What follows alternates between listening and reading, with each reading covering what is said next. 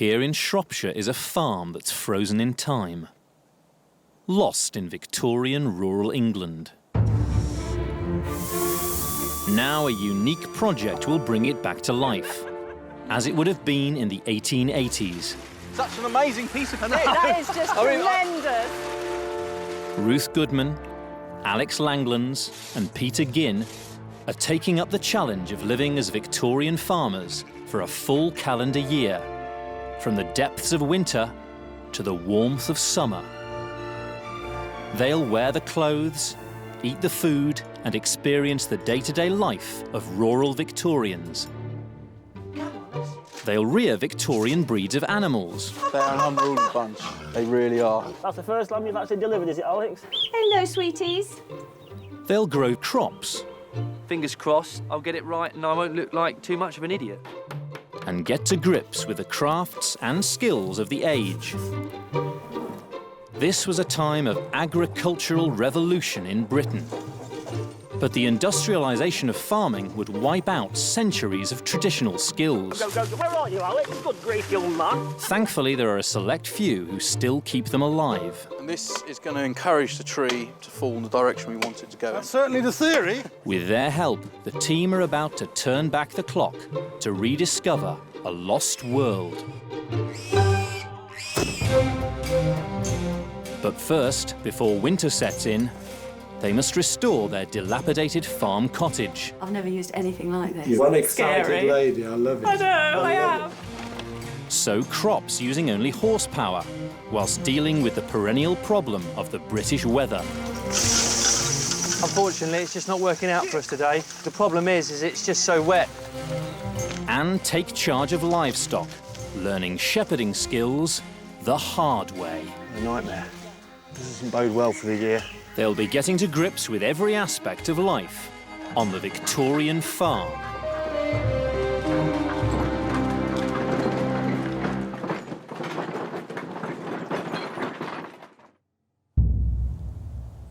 It's the 1st of September. Ruth, Alex and Peter arrive at their Victorian farm. This is the way to travel, isn't it? I know, it's fantastic. Ruth Goodman specialises in domestic history.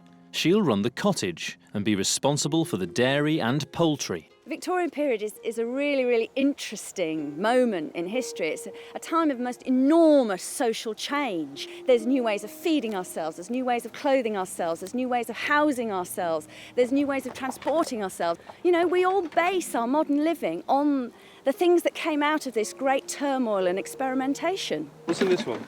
Oh, this is mostly cook gear. Utensils. Archaeologist Alex Langlands will be responsible for growing crops and rearing the animals. It's about getting up first thing in the morning and coming in, you know, when the sun goes down. It's about spending the time outside. It's about eating fresh ingredients, growing your own ingredients. I mean, it really is about going back to a way of life that I think many people today would love the opportunity to do. Peter Ginn, also an archaeologist, is keen to get to grips with the steam and horse-powered technology of the era. We all know about the big events in history. I want to know about the day-to-day living within that context. There are massive changes in industry and also there are massive changes in agriculture. Because it's such a moment of change, you've got the old and the new sitting right alongside each other. So you've got ancient crafts that are almost unchanged for a millennia, sitting right alongside a time of mass production.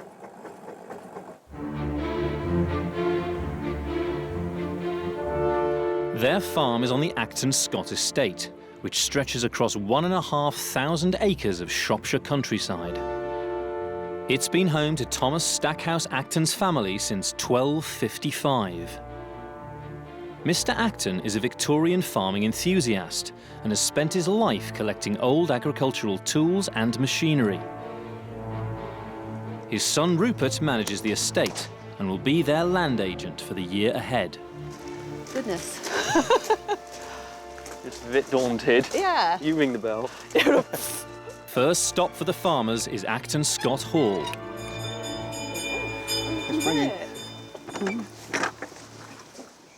Oh, hello. Hello, Rupert. Nice to meet you. How are you? Very good indeed. Hi, I'm Peter. Peter, nice to meet you. This is Ruth. Hello. And Alex. Of course, I'm Alex, Yes, yes. excellent. Hello. Hello. This is little Florence. Hello, Little Florence. Florence Acton. She's rather shy. In the Victorian age, this was a busy working farm with 15 acres of land.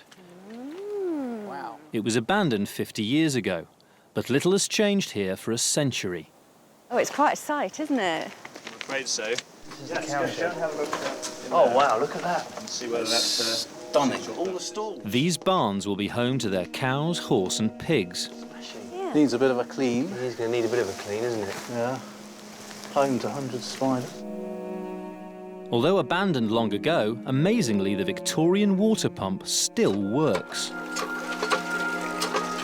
I spent many happy hours here as a child pumping water for the cattle. 13 better days. Above the cowshed is the tool loft, untouched for decades. Now be very, very careful. There's a good range of tools. Oh, fantastic. This one is a castrating knife. That's lovely. I think that's definitely a boy job.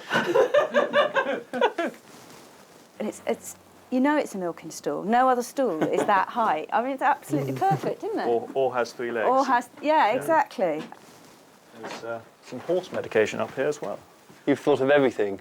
It's not still in there. Yeah. The bottle's still sealed. The 1-minute cure for gripes or fret in horses.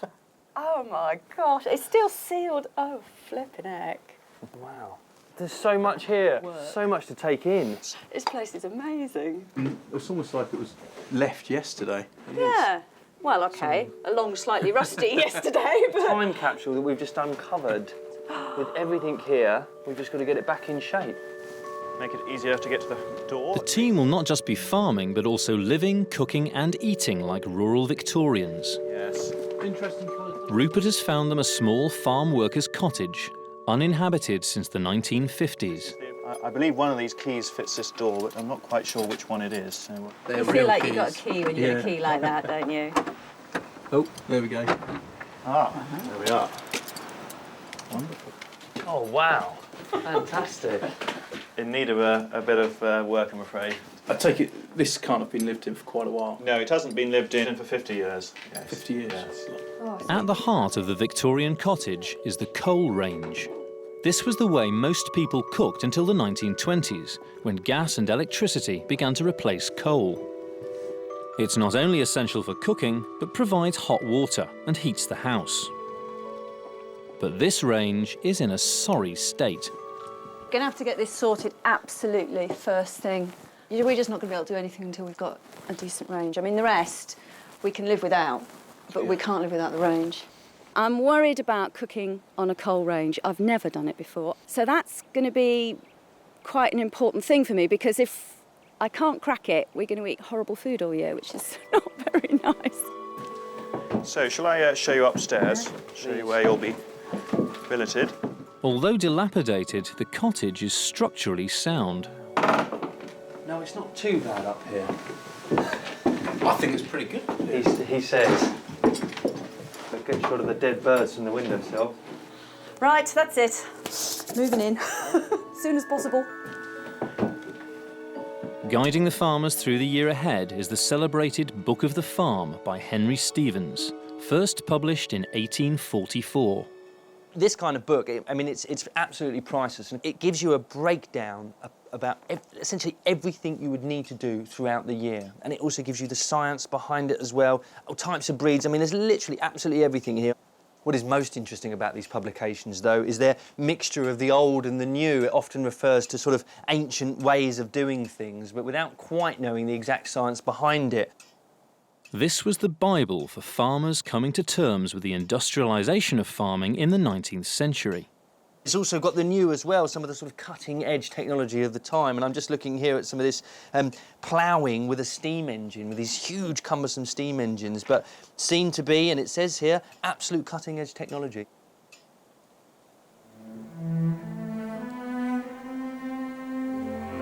turning this theory into practice will be an enormous challenge. One of the tasks I've been trusted with throughout the project is going to be sort of managing our arable concern. It's really a part of the project where I just can't afford to fail. And of course, for farmers back in the late 19th century, it's just not an option. You know, I'm really, really anxious about it, but at the same time, really excited. The farm has 3 acres of arable land. On some of it, they hope to grow a cereal crop, like wheat or barley. At the moment, the field's covered in grass, so first it must be ploughed to return it to bare earth. Guiding Alex is Britain's most award-winning ploughman, Jim Elliott. Hi, Jim. Hiya. And who are these lovely fellas then? This is Lion. He's an 8-year-old Shire. Right. And this is Prince. He's a 13-year-old Irish Draft. And they work well together then? Yeah, they do. So what do you think of the field then, Jim? Field looks fine. Quite a bit of grass on, but we should be able to plough it down and put a bit of fertility into the soil. You're confident? Yeah, as long as there's no big stones. Good, I'm glad you're confident. Gee back, Prince. Gee back. Oh, whoa, whoa. Slowly now. This really is your money maker. This is really important, especially for a farm of our size. You've really got to turn out a good cereal crop, because that's where you're going to get your cash. During the 19th century, the population of Britain grew from 10 million to 40 million. To feed the masses, agriculture had to undergo a revolution by industrializing. Simple wooden ploughs used for centuries were superseded by high-tech iron machines. Leading the market were Ransoms of Ipswich. In the 1840s, they came up with this, the Yorkshire Light. So great was the design, it was still being manufactured a century later. Fantastic bit of kit this is the Ransoms plough, and this is one of these mass-produced ploughs. What you have in the sort of earlier period, earlier 19th century, is you've still got your wooden ploughs and they're being made in local workshops, but with Ransoms, mass-produced, and they're being sent out to all over the country. So you'd be using one of these north of Scotland all the way down to south of England. These high-tech ploughs revolutionised arable farming. The earth was ploughed to a consistent depth, improving the quality of the land and increasing the crop yield. But in much the same way that you see a modern tractor. Go on, Prince. It's got all sorts of gadgets on it, you know, hydraulics, levers, all sorts of bits. It's very much the same here. Slowly.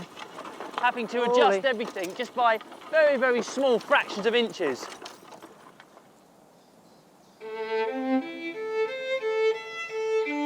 At the cottage, Ruth and Peter are beginning the restoration. Oh, let's get rid of these birds first. Shall we? Drop them in there. The first job is to clean the bedroom. It's in a pretty neglected state, this room. The walls, the plaster's there, mostly. If we just sort of start at the top and just take it as slowly as we can down. This has been 50 years of dust, 50 years of spiders, 50 years of an insect and animal paradise. So yeah, it's absolutely filthy. This is, I think, a much bigger job than I thought initially. As they remove half a century of dust, the state of the plaster becomes clear.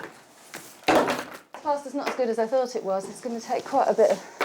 Well, if it needs to come off, it needs to come off. I think the more we look, the more we're finding we're going to have to do. Downstairs in the kitchen, there's an even more pressing issue.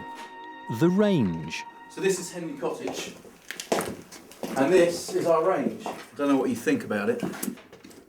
Peter's called on Paul Arrowsmith, an expert in Victorian building. Yes, could be repaired, but It's a big job, isn't it? Not worth it. It's a very small opening though. Do you need to do much cooking? We need to do a fair bit of cooking, yes. All right. Oh, no, I don't know. I'm not sure if this is actually the original fireplace, because we've obviously got this here. On the adjacent wall is evidence of a fireplace bricked up long ago. Only the wooden lintel is visible. It's just a lot bigger area, so I'm sure it goes back further so you can get a much bigger range in. I suppose the only way to find out is actually to get rid of some of this stuff. The old range will be discarded and a new, bigger range installed here. Peter is hoping that beyond the rubble, the chimney will still be intact.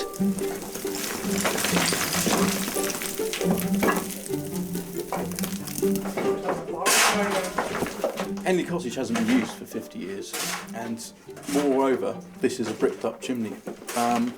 So this is all rubble that has been used to fill up this fireplace when it was abandoned, and they moved across to there.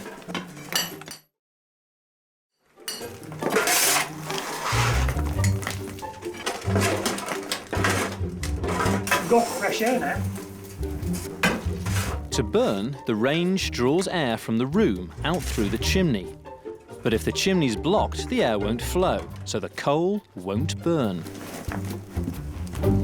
When they blocked this chimney up, they've capped it with a stone so that we can still use the fireplace in the bedroom above. At the moment, that stone is lingering precariously up that chimney, so they're trying to force it down so it doesn't fall on us while we're working. Upstairs in the bedroom, Paul's attempting to shift the offending stone. It's coming. More of that, please. More of that. That's good. Give it a bit of thrash. Hello? Hello? Hello? Okay. Once the rubble's cleared, the chimney's revealed in all its glory. You can see the shape tapering as it goes up to draw the smoke up. We've had a shoe come out of here and a salt hole here. I mean, these houses would have been damp, and this is one of the few places you could keep your salt dry, so it would still be granulated. We're going to sweep the chimney with these drainage rods. Well, as you can see, this is just the beginning. I think there's going to be tons of debris coming down.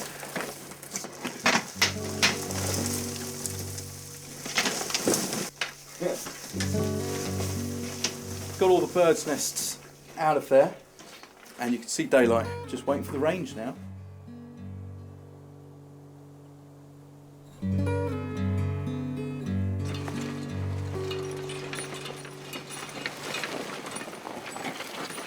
In the fields, Alex's early optimisms turned to gloom. And what we're finding up this end of the field is that we've got a lot of boulders here and a lot of stones. And what's happening is the share is hitting these stones and it's kicking the plough out. If it's a bit wetter, you see, it could just roll it over. The ground is just quite dry. Right. We have had rain overnight, but I don't know if it's gone in. But it's been dry for Yes, 2 months almost. Yes. That's going to create real problems here, is it? Yeah, the furrow won't want to roll off smoothly. It'll want to break in lumps. That might be our worst concern, but we'll have to give it a try. I'm slowly losing confidence here, Jim. No, there's no need All the many problems you're pointing out. Go on. Alex is coming to terms with the challenges that faced the Victorian farmer. Failure of a wheat crop back in the Victorian period would spell disaster for any farmer. I mean, it really would be a case of going from sort of struggling to get by to being broke, essentially. And you might even find yourself and your family in the workhouse.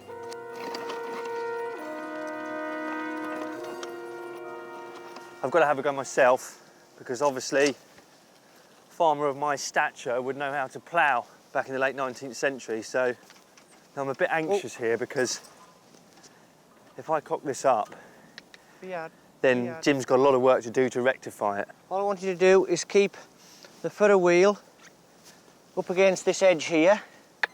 Walk on. Good boy. Right. Keep the land wheel on the ground. Yep. You can put a little bit of pressure on the right-hand handle, and that helps turn the furrow better.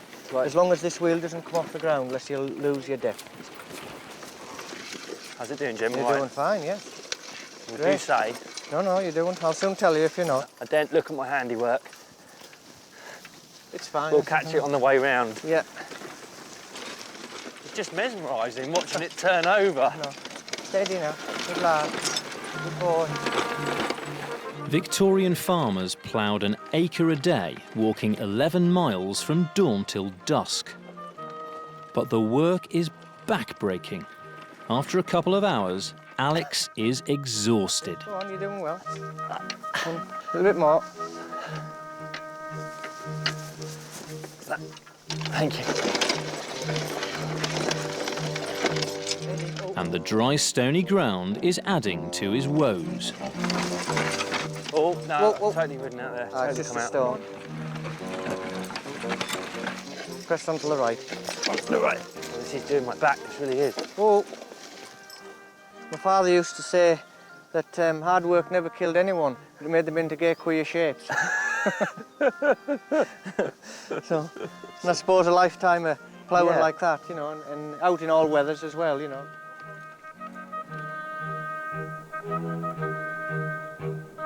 At the cottage, the chimney's clear, and 2 flues have been built, ready for the range to be fitted. Peter Parker and Steve Powell are Victorian range experts and have restored a 100-year-old model. We're just sizing up the oven to make sure that it actually fits within the opening that's been made for us. But there's a snag. The flues have already been put in, and they're too far forward, which means that the oven is protruding in front of the brickwork, which is going to make it a bit of a problem. While adjustments are made to the flues, Peter and Ruth set out to forage for fruit on the Acton Scott estate. This is real hunter-gatherer stuff, isn't it? Yeah, absolutely. I mean, this has been a staple of people's throughout the ages, for thousands of years. It's probably why it makes you feel so good, isn't it? I mean, I always feel happy when I'm doing something like this. It always lifts my spirits. So if you think of the toil that's put into the fields, Yeah, in order and then to get this a is crop just to like grow. a bonus, like Yeah. a blessing, isn't it? This is Just your sort luxury in life. Yeah, What are your plans for the slows? mostly gin. Good to hear. Ooh, I think we've got damsons here. This bounty of free fruit will only last days unless it's preserved. A job that requires a kitchen and a range. After a few alterations to the flues, the range is fitted and ready to be blacked. We're putting graphite onto the cast iron. It helps protect it from rusting, and it gives it a nice sheen. And usually the housewives would do this, the young ladies of the house. I'm saying that because we don't want to get pressurised into doing this sort of thing at home, do we, Steve? Yeah, true.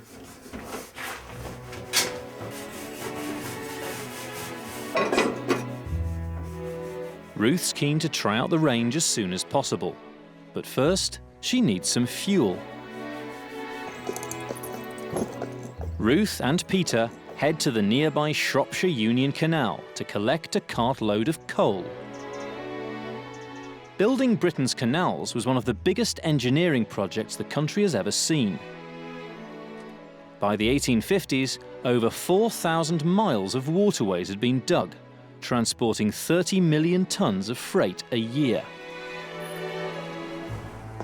This Shropshire narrowboat, Saturn, was restored by Tony Lewery and a group of enthusiasts and is the last of its kind.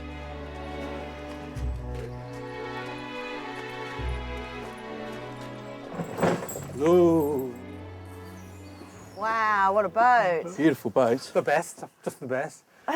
We've come to pick up some coal from you. I'm just going to Very good, yeah. What sort is it? The boat is a Shropshire Union boat, built as a flyboat. Flyboat. What? Flyboat, non-stop boat, meaning going day and night with changing of horses along the way. These boats were the creme de la creme, really. So they were built smaller, they were built slimmer, and they went very well indeed. So it's a very graceful boat.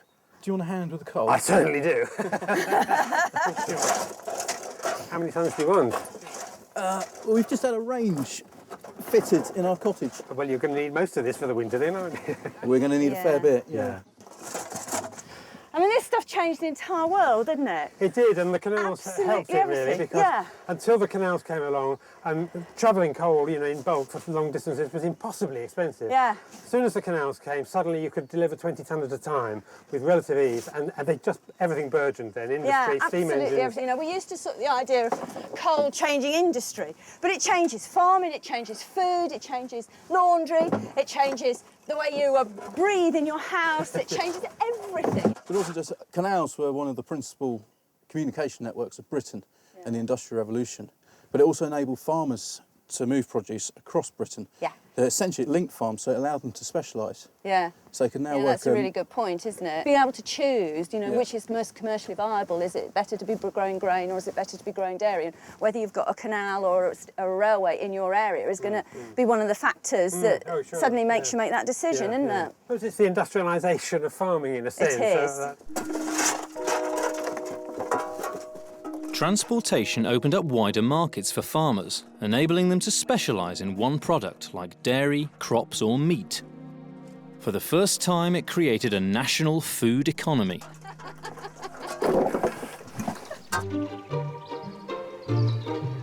It's late September. The ploughing has taken Alex twice as long as he hoped, but finally the job's done. Next, he must decide what crop to sow. In the cottage, Peter's stripped the walls back to bare stone. Now he must learn how to plaster. And Ruth's about to light the range for the first time, under the guidance of range fitters Peter and Steve. Exciting! Good, I'm glad you are. Oh, you're going to show me what We've you've been had up it all to. covered up for you to give you a surprise. Okay. And let's hope you like it. Oh, wow. What do you think about that? I swear it comes straight from the factory, wouldn't you? Wow. So let's hope it's going to work as well. Oh dear, I find And this you're quite... going to do some nice cooking on it. Oh dear. I've never used anything like this. You look one excited Scary. lady. I love it. I know, I love am. it. I love to see it. I'm terrified it's all going to go horribly wrong and I'm going to be an idiot. No, I don't think you will be. Well, we'll see. Yes, I'll get the dryers. Ruth's collected kindling and wood to get the coal going. Now I'm getting excited now. And a little bit worried as to whether it'll work first time. Here we go. Here we go and see if we...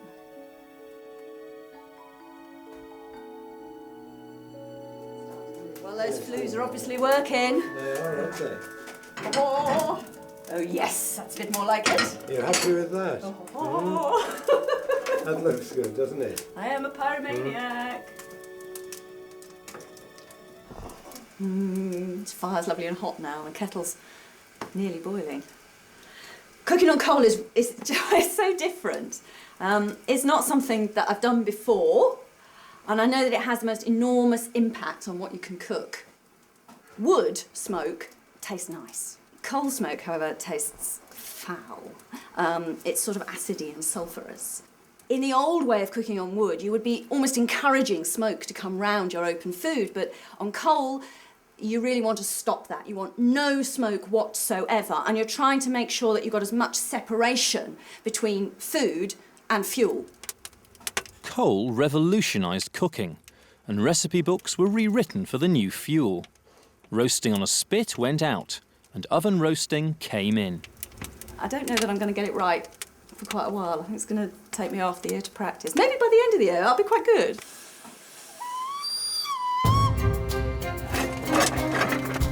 Coal also revolutionised farming, and nothing symbolises the agricultural revolution more than this, the threshing machine. In the Victorian age, these steam-powered machines moved from farm to farm, threshing wheat, removing the valuable grain from the plant. I'm just looking at our Bible, the Book of the Farm, and once again Henry Stevens is quick to inform us about what we should be doing here. As the incoming tenants, there'd be certain jobs that we'd have to do, and one of these is to get involved with the threshing. It says here, not unfrequently, the incoming tenant undertakes for the outgoing the threshing and delivering of the crop to market on payment for the trouble. So hopefully we'll be able to earn ourselves a few quid today. Alex and Peter have joined a local threshing team. Tom Henderson operates the steam traction engine. It should start to build up steam in about 3/4 of an hour. We should see the gauge move. When we get up over 100 pounds, and we've got enough to start threshing.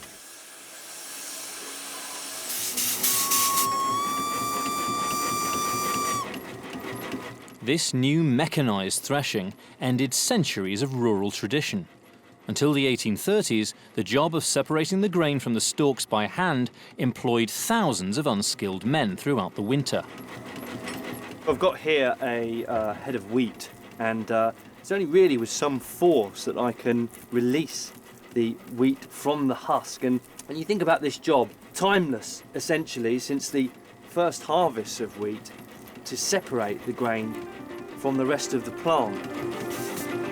These machines reduced threshing time from months to just days. Now a few men could do the work of thousands. The unemployed were furious, farms were attacked and machines smashed. But by the 1880s, the threshing machine was a generally accepted part of country life.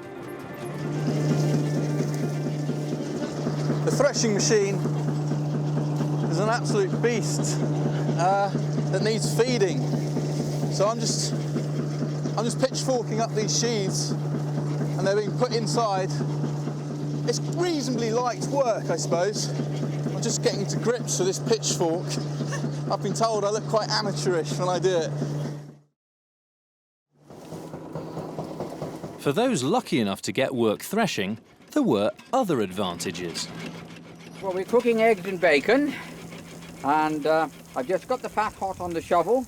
Next job now is to put some bacon on. Excuse my clean hand, but it does add to the flavour. There we go, that's rasher number 2. We usually get 3 on. This is ideal.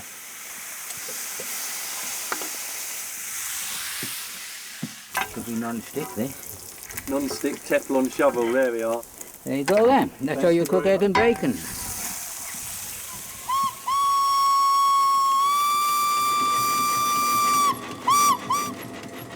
Lunch break over, it's time to finish the threshing.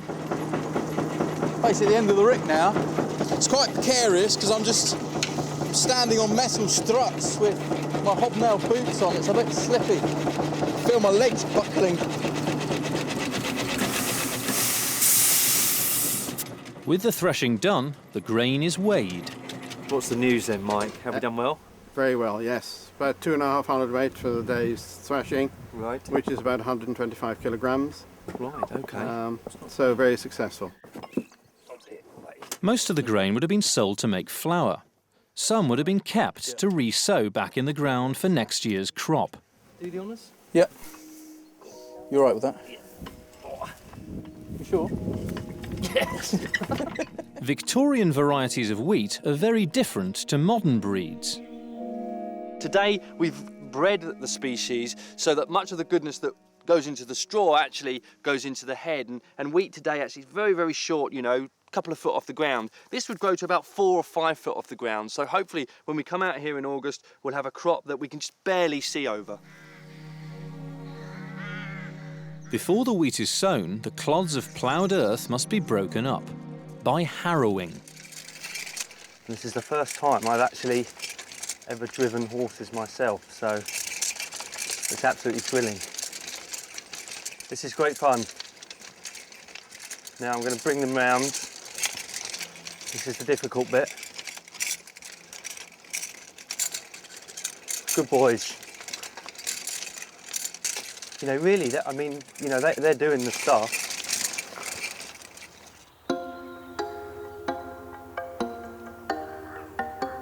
At the cottage, Peter's ready to start plastering. He's read in a Victorian manual that the old lime plaster removed from the walls can be recycled. I'm just using this to pulverise the plaster into dust, and I've done about a day of this. It's quite a laborious process. I mean, it's quite hard on the upper body, but at night it's the wrists. I think it's the jarring motion.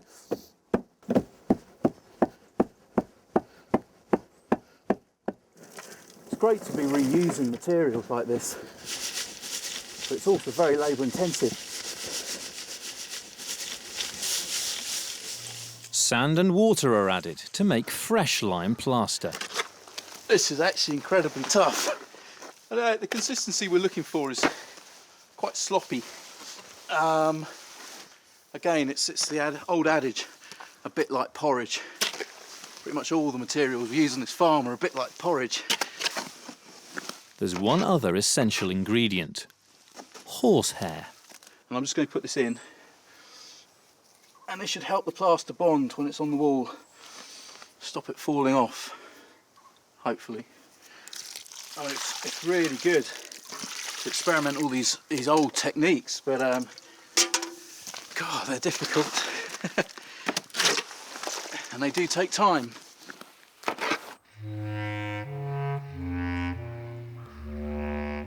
In the field, Alex must decide how densely to sow the wheat.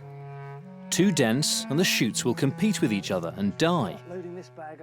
Too sparse and the birds will eat it all.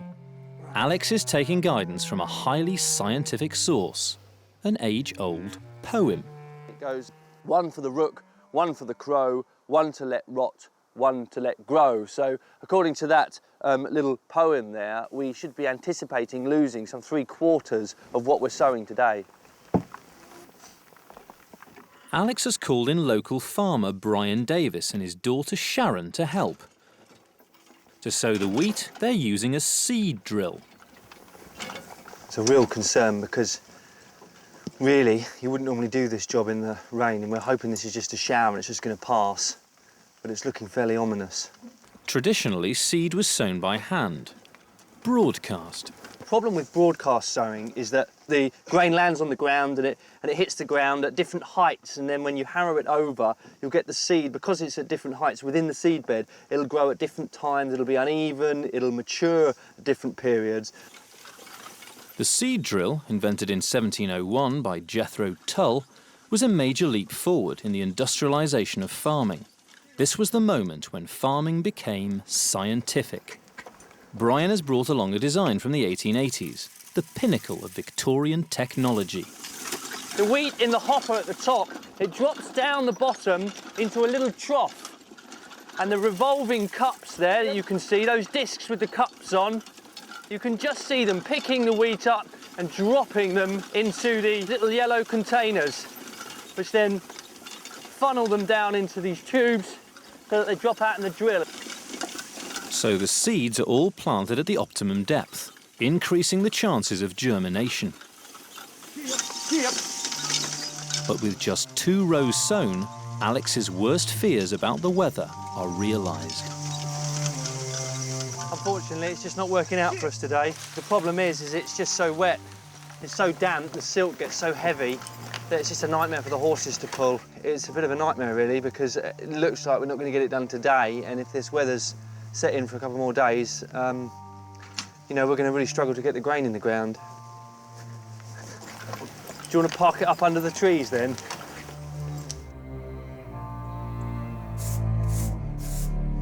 At the cottage, Peter and stonemason Paul are preparing to plaster the kitchen. So we've each got a churn brush, and yeah, we're just going to brush it down. It's yet another dusty job on the farm. Then after that, we're going to get our stirrup pump and we're going to moisten it, which will help the plaster adhere to the wall. This is our stirrup pump that we found in the tool shed. It's pretty old. Paul and I have taken it apart and we've tried to fix the seals, because originally more water would come up in your face and it would actually come out of the nozzle. But I'm surprisingly dry and it's working very well, so I think we've succeeded. It's a remarkable improvement in the air quality in here. It's time to apply Peter's recycled plaster. And what you have to do is work it into the wall. Nice layer on, because once it's on the wall, we can spread it out. Really makes your forearms ache, doesn't it? It does. You're doing very well. You're a good liar, Paul. I'm learning an awful lot. I'm also learning that the processes actually take an awful lot of time. You can't hurry lime plaster. And we've got a number of coats to put on here. And Ruth's just got a range and she's quite keen to have a meal. So I don't think we're going to be finished in time.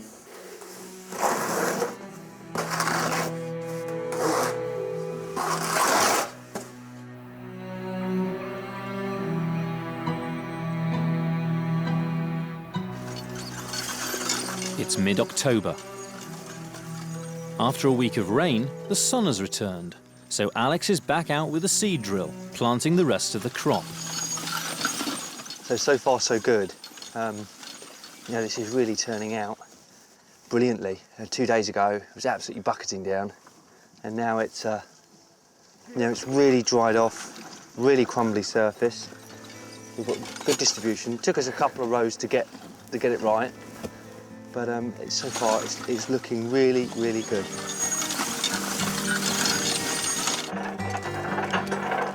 It's the last thing that we need to do in here, really. I don't think we'll have to come in spring and do any hoeing, and it's the job done. And it's a relief, really, because you know, it's the first thing to do in the agricultural year, and it's one of the most important things. You know, hopefully now we're going to get a good year. We just really have to leave it to the weather, and we'll be back here in August to harvest the crop, and only then will we know just how successful things have gone. In the cottage, the sunny weathers helped the slow-drying Victorian plaster to dry. After removing half a century of grime, replastering and repainting, it's returned to its Victorian glory, complete with a Victorian brass bed lent by the Actons. I'm afraid it's still rather a building site. So I can see. The cottage will mainly be Ruth's domain, so she's taking advice. Dr. Nicola Verdon is an expert on the role of the Victorian farmer's wife.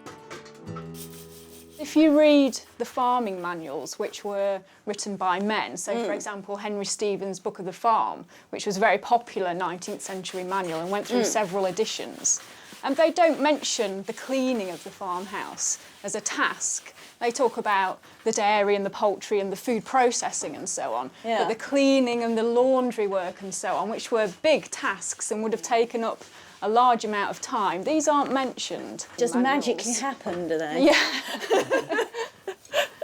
Nicola helps Ruth tackle a much-feared Victorian pest, the bedbug, using turpentine and salt. I always used to think the bed bugs were like, you know, like dust mite sort of things that lived in mattresses, but they're not. They're nasty. They get everywhere. They get everywhere. They live in any little tiny crack or space and lie dormant for months on end. And then as soon as carbon dioxide, so your breath, you know, as soon as you're in the room and you're breathing, that reactivates them and they come out and get you and suck pints of blood over a couple of months, which sounds really unpleasant. Tackling bedbugs was a twice-yearly job. Others were daily. And this obviously would have been one of her first tasks of the day, would be cleaning the bedrooms, making the beds and so on, alongside the milking of the cows, feeding the pigs, feeding the pigs and the hens and any other small animals that are in the farmyard, and making the breakfast, obviously, and making sure the men are all fed and watered. Emptying the chamber pots. Absolutely, working all day, basically. Very, very little leisure time indeed. It's late October. In a few days, the animals arrive, and caring for them will be a full-time job. By now, Peter hoped to have completed the cottage, but there's still an awful lot to be done. Ruth can't wait to use the range, so she's braving the building site with Nicola to preserve the foraged fruit. What we're doing now in the kitchen was actually one of the main roles of a farmer's wife. Yes, that preservation of foodstuffs. The food processing, the preserving of seasonal food. This really kept the farm and the family and the workforce ticking over. So it was very important that a farmer married a woman who was a good cook. And look how much fruit we gathered. We just got loads and loads and loads of it. They're using foraged damsons and crab apples to make an Indian version of pickle, chutney. I suppose we shouldn't be surprised, really, that so much Indian food comes into English cookery. After all, there we were over there. Height of the empire. Height of the empire. 19th century. First, the fruit is slowly cooked. Then a mixture of ginger, turmeric, cayenne pepper and cloves are added. So where are we getting these recipes from? Well, these particular ones are from Eliza Acton's recipe book, but you can find similar ones in almost every recipe book of the period. And these were cheap enough for most farmers' wives to have been able to afford at least one or two. They seem to have been deeply common, and you could buy them pre-prepared. Peter and Alex also make the most of the autumn crop of fruit. under the watchful eye of the estate's owner, Thomas Stackhouse Acton. Still a few left on the trees. Live longer. Every year he makes cider using apples from the orchards. There's quite a few on the ground. These are cider apples, aren't they, these ones? Yes, these'll do. All of these ones, yes? And Yes. It doesn't matter about these blemishes? No, it doesn't matter about those. Okay. No ones which have gone black. Right. Well, like that one, I suppose. That one we don't want. No. Right, no, I think that one looks a bit past it, even to the untrained eye, Peter. And avoid putting leaves in. Right, okay. With the windfall apples collected, Mr. Acton springs into action. This is a panking pole, and we use it to shake the apples off. Mind your head.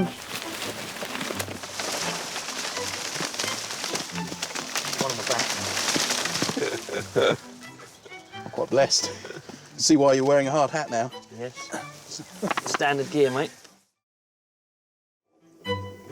The chutney's been simmering for 3 hours, so the stewed damsons and crab apples are infused with the spices. Like all chutneys, this improves with keeping. I mean, you can eat it straight away, but it tastes much better after about 3 months. You sort of lose that vinegary edge, don't you, in it? So this will be really tasty, right in the heart of winter. Yeah. I'm sorting out the sealing of the jars, which we're going to do with the bladders of pigs. These are particularly good because they're so stretchy and watertight. I should get several lids out of each one. I don't think I've ever actually stretched a pig's bladder before. First time for everything. Yeah, well, yeah. So if I stretch that over, certainly as it dries, it will shrink, and then we'll get a really tight seal on it. It's not as bad to touch, is it? It's a bit slimy. It's a little bit, yeah, but it's only like wet rubber would be. Ruth and Nicola are making another Indian-inspired recipe, piccalilli. So this is the vinegar and the spices. Ruth stocks the larder with the preserves and pickles ready for winter. As well as chutneys, she's also made tomato ketchup, another popular Victorian relish. I'm going to let the piccalilli, which was in this one here, cool down before I put the lids on them. Actually, I'm really relieved to have finally managed to be able to get some of this pickling and preserving done. Without the range there, I just couldn't do anything, and I've been watching all the fruits in the hedgerows, you know, beginning to go over. I'm thinking, you know, I've got to move soon or we'll have nothing in here. So it is a relief. Right, let's have these apples on the pier. Okay, over it goes. The fruit gathered from the orchard will be crushed using a Victorian cider mill. Just that bag, and that'll be enough, I think. You think this, right, okay. That's enough to be starting with. Okay.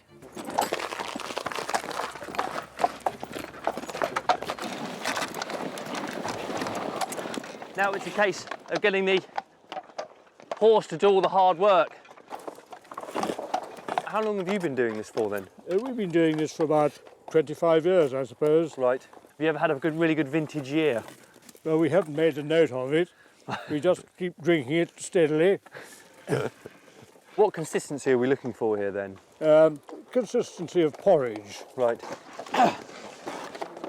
The boys are being helped by local farmer Merle Wilson. Yeah. Peter's taken Mr. Acton's usual job, steadying the millstone, but things aren't running smoothly. Well, you're getting a bit of a build-up in here. Yeah. Every time this stone does one rotation, yeah, it settles. Right. Now, if it's got good momentum and there's not too many apples, it'll just carry on. Mr. Acton, you were saying that this stone, you think it might have been used for sharpening. Probably. That's why it's got a flat on it. It's got a slightly flat edge. Yes. You wouldn't think a stone wheel could have a flat, but well, I think that's what's creating most of the problems. He seems to be making a harder job of it than you, Mr. Acton. Well, he hasn't had so many years at it. No, he's a lot to learn.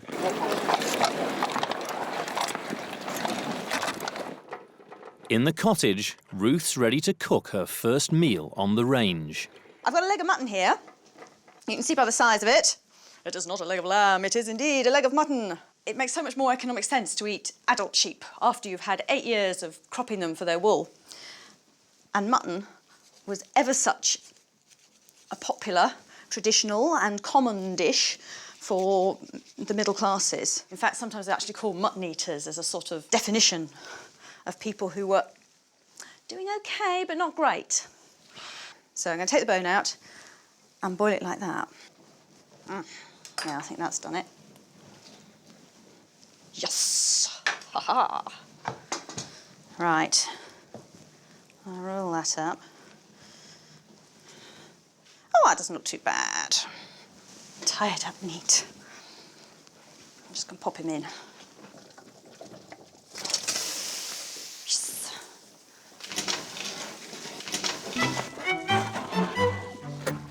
The pulverised apples are ready to be squeezed for juice, using a cider press. Winding things up again, are we, Peter? Not as much as you, Alex. Here's your first load of apples. I don't know about you, Mal, but my hands are utterly freezing in these apples. Thank you very much. The pulp is loaded onto mats, known as hares. This cider that we hopefully make is going to be kept, it's going to be used for our hay harvest as a means of giving to our workers, our labourers. And quite often the quality of your cider would be something that would attract labourers to your farm to do the work. And the farm would also keep back a batch for himself, and he'd probably have some rotten stuff for people he didn't like Alex. Fuck, it's going to end up on your head. The stack of hares, known as a cheese, is put under immense pressure to squeeze every last drop of apple juice from them. And we're just bringing the beam down to press it. Great stuff. Just compressing the cheese, and we're getting all the juice out, all the apple juice. Such a lovely colour as well, isn't it? Keep it going. It's getting really hard now. There's juice coming out. Pleased? Very pleased. We've pressed this as much as we can now. It won't go any further. The juice is stored in casks, where it'll be left for the next few months to ferment. Should start fermenting in 5 days. You have to top it up regularly, sort of every day, otherwise the air gets in and you get impurities in. So we need to top it up with pond water or stream water, basically water that hasn't come in contact with metals. The last job of autumn's done. Just in time to greet the arrival of the first animals. 10 Shropshire ewes. Bred in the 1840s from local wild sheep, they're famed for their excellent meat and wool. But the boys' shepherding skills are put to the test almost immediately. One of our newly arrived ewes has split from the flock and has come into this garden. Any sign of her? Yes and no. Yes and no. Could have sworn I saw her in here.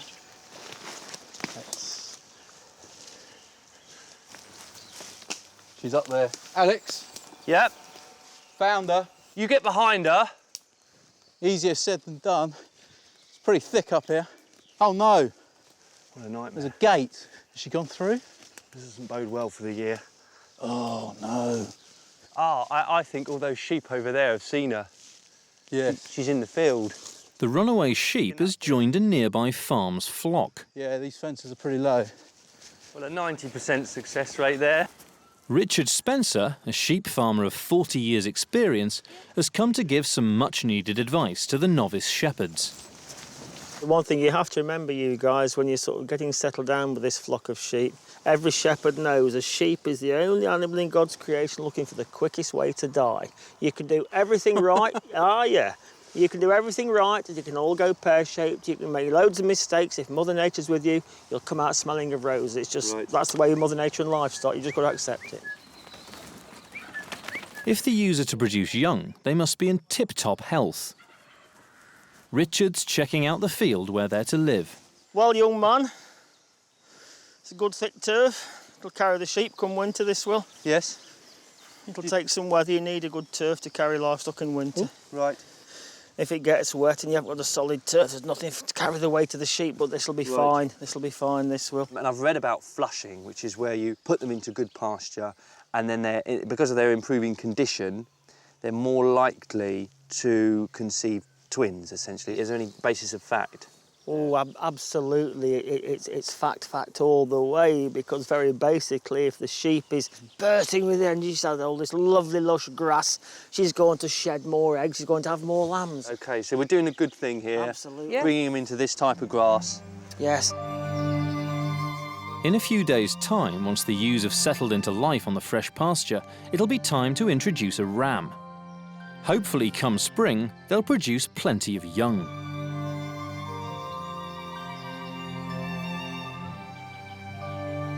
It's time to move into the cottage. It's very kind of the actors to lend us these chairs. Yeah, well, whatever you do, don't break them. Try not to. And Ruth's first meal, cooked on the range, is ready. This smells absolutely delicious. What are we having? Boiled mutton. You couldn't grab a plate, could yes, you? Yes, yeah. Right in here, shall I? Oh, there we go. Oh. Are you OK, fella? Could you help me? You really that stuck? My arse. Went straight through.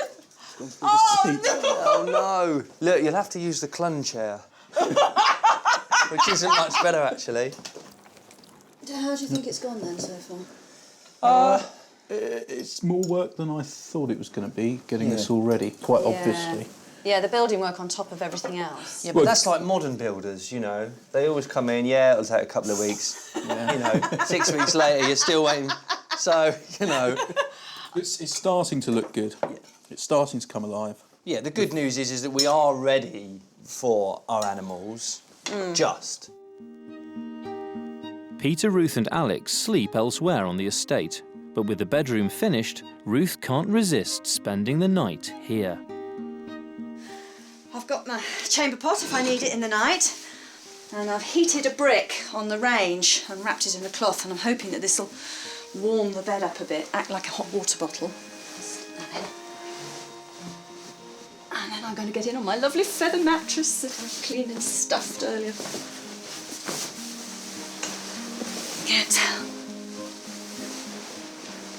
Ooh, that feels rather nice actually.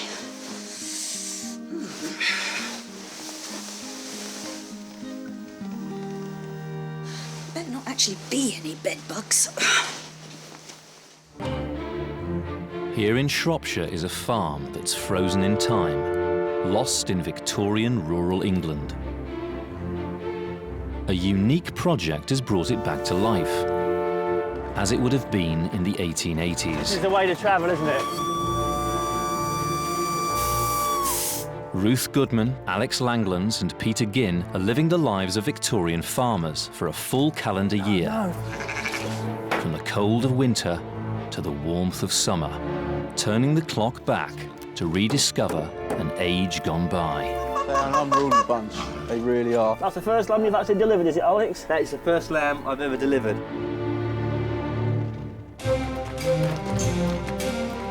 They've been here for 2 months. She's doing my back, this really is. Oh. They've sown a wheat crop using only horsepower, a back-breaking job almost thwarted by the weather. Unfortunately, it's just not working out for us today. The problem is it's just so wet. Restored their farm cottage, complete with a coal-fired cooking range. I've never used anything like this. You're one excited lady, I love it. I know, I am. And lost their new flock of Victorian sheep. What a nightmare. This doesn't bode well for the year. Oh, no. Now it's winter, and if the livestock is to survive, the team must winter-proof the Victorian farm.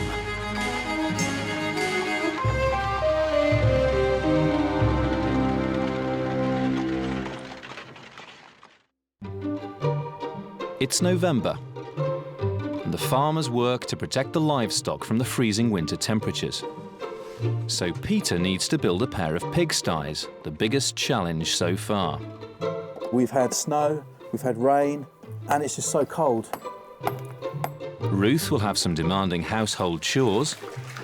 And it's flipping hard work. And Alex must get to grips with their Shire horse, the tractor of the Victorian farm. How am I doing then? You're doing very well. A Victorian farmer uses every available hour of sunlight, 7 days a week. But if they want to enjoy a traditional Victorian Christmas, they'll need to get everything done on time.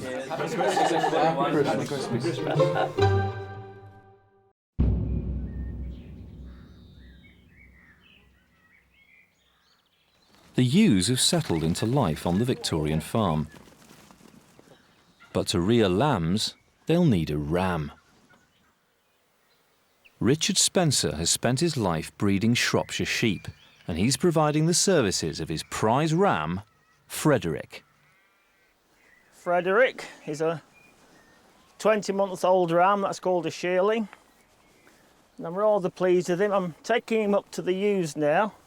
He's not quite sure where he's going, so he's not very happy, but as soon as he smells the ewes, he'll be going like a bullet from a gun. I think he's seen them. Come on. If I get it wrong, it's trouble. There, boy, he's seen them. He's seen them. He's seen them. Come on, boy, look at that. He's been waiting 20 months for this moment. Look at the arrogance, look at the pride. Head up in the air, I am. And look at the back end, that's what a Shropshire is all about. Wool, yes, fine, but meat. Back end, wide, plenty of width, plenty of meat on that leg of lamb for the Sunday roast. Definitely a lovely ram, that. Poise, balance, power, everything where you want it. Yeah, like that, good. Sue Farquhar is president of the Shropshire Sheep Breeders Association and has come to give the boys some advice on shepherding. When should we expect lambing time? Lambing time, if you put your ram in on Guy Fawkes Day, which is today, you would expect to have your first lambs on All Fools Day, April the 1st. Right, OK. One of the joys of spring. That's it. You've got to learn to be good shepherds and watch and look, you know, and you'll get to know how your sheep behave, when they're happy, when they're not happy. Get to know the characters. Yes. And hopefully Frederick will fit in well. Ooh. This is Peter's shirt. I don't know what he does to his clothes, but every time they come off like this, look at it. Ah! Ruth, an expert on domestic history, is tackling the laundry, a mammoth 4-day routine. Victorian laundry is about only using the chemicals that you have to use, rather than just like throwing loads in the wash and using them willy-nilly. Instead, just use the little bit on the bit you need. The first stage of the process is to deal with stains. Oh yes, I got ink stains. Look at that on my cuffs there. Some of the things that were being used in the Victorian period to get rid of stains were really, really ancient recipes. You can find reference to them hundreds of years back. Things like, well, the ink, for example. That's going to go in some milk. It just softens it all up, and then they come out in the ordinary wash. As I do it, that milk's changing into a sort of a grey colour as it's taking the ink straight out.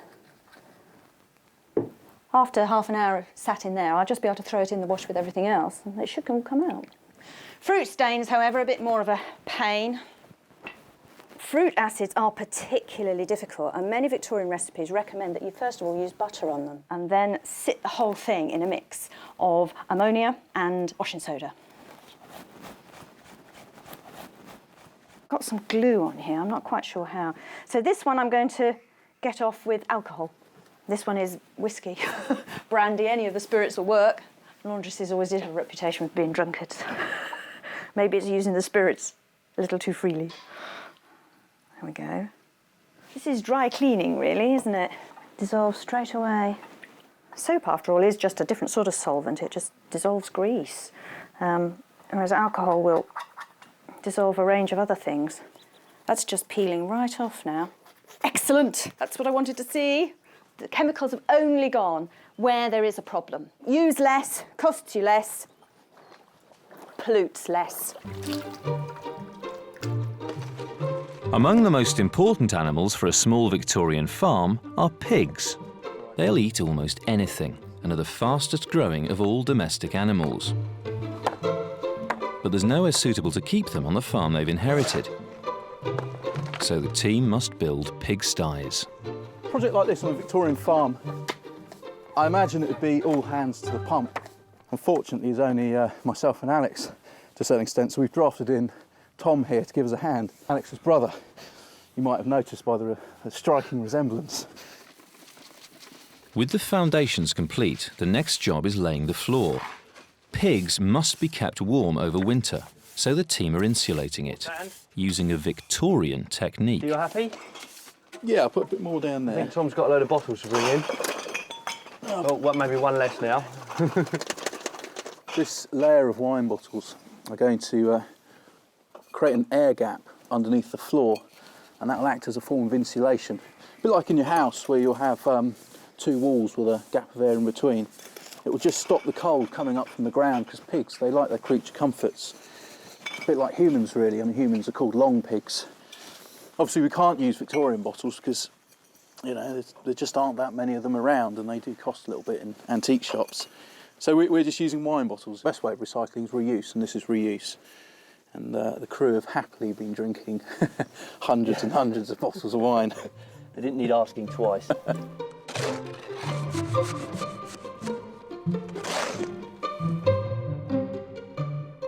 Peter covers the recycled bottles with a state-of-the-art Victorian material.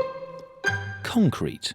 Pigs are very intelligent animals. They're also scavengers, and they're used to digging up things in the forest on the floors.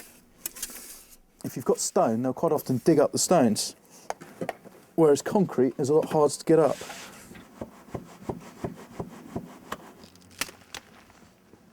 You done this before? No, I haven't. I've got all my fingers. Right, don't take your fingers off. God, I can see this being a back-breaking job. Of course, a farmyard of animals will need feeding. During the harsh winter months, this is a real challenge for the Victorian farmer. According to Henry Stevens' Book of the Farm, mangel wurzels are an excellent winter feed. These root vegetables are rich in nutrients and should last the winter without rotting. He writes about you can use both parts of the plant here. Now, you can use the roots to feed the cows and the sheep. Yeah. The green on top, though, the leaves, you can use to feed to your animals, but he says it's actually better as a green manure. Frost destroys mangel wurzels, so Alex will need to find a way of storing them over the winter.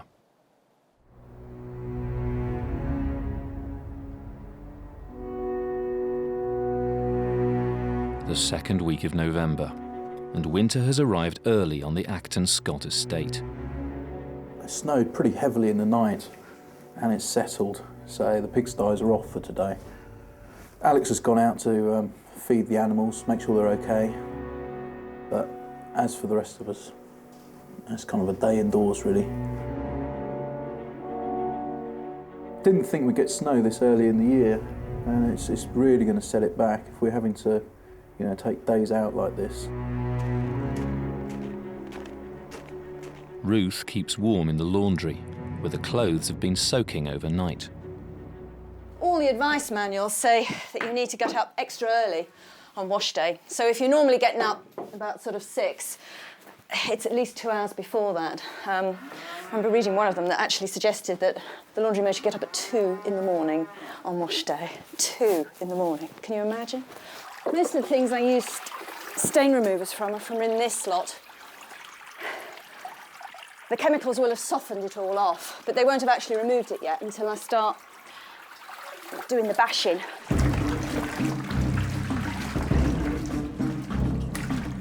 This is dollying. You can see it's a washing machine. This is what a washing machine is mimicking. Just swishing about so that it dislodges the dirt, which hopefully has all been softened by the soaking we did before. And it's flipping hard work. On a small farm like this, we're doing the laundry probably once a week. The idea being that you should start on Monday and have it all finished and dry and ironed and put away by the weekend, and then start all over again.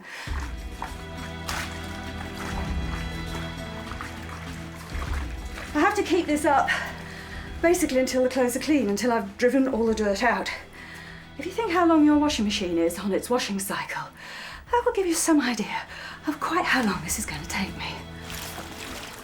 After an hour of back-breaking work, the wash cycle is over. The clothes are ready to be wrung out. It might not look like it, but this is the most amazing labour-saving device. This is a real product of the Industrial Revolution, this machine. Mass production. Little domestic ones are new to the Victorian period. And as the cast iron manufacturers produce more and more of them, the price comes down and down and down. And more people can afford one. Ruth has now spent 2 days in the laundry, but she's barely halfway through the process. Alex consults the book of the farm for advice on how to store mangel wurzels over winter. It recommends something called a tump. I'm coming out to our tump or clamp, and this is where we've stored all our root vegetables for our animals to overwinter. And we've just covered them with a thick layer of straw, some of the straw that we threshed. Now the reason we do this is essentially to keep the frost off of them. It doesn't matter if they get wet, but if the frost gets to them, they'll rot down, and they will last all winter round. Now that is actually bone dry.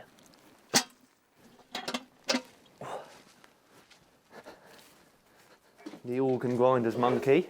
Ah, the root slicer. Yeah, it moves really well. Peter's taking time out from the pigsties to get these Victorian food processors up and running. This root slicer is about to be used for the first time in over 50 years. Mr. Acton said it had a good action. Right. OK. However, it is missing one of these feeders, which might be a problem. Might be. Let's give it a go. See what happens.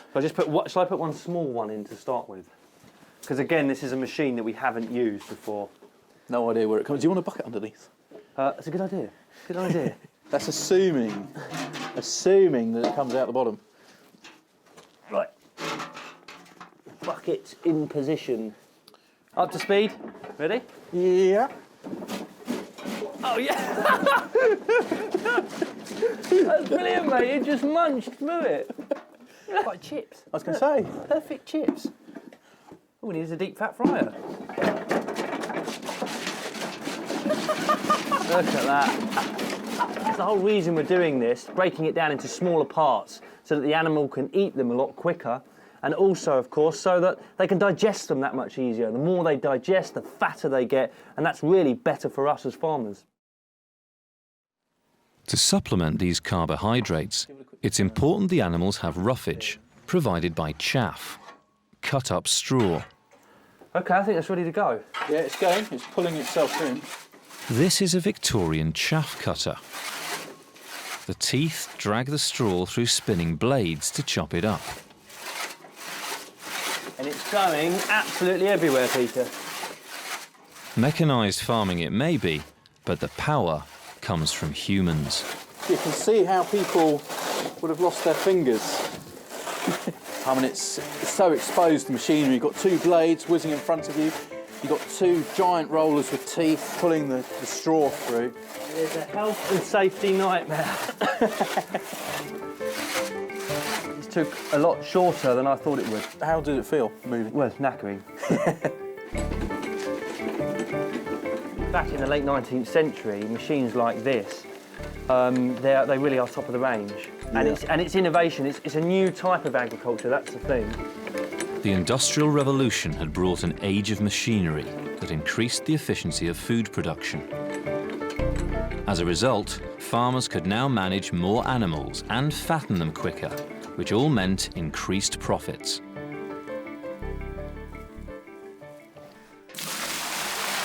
I am finally ready for the final, note the way I like the word, final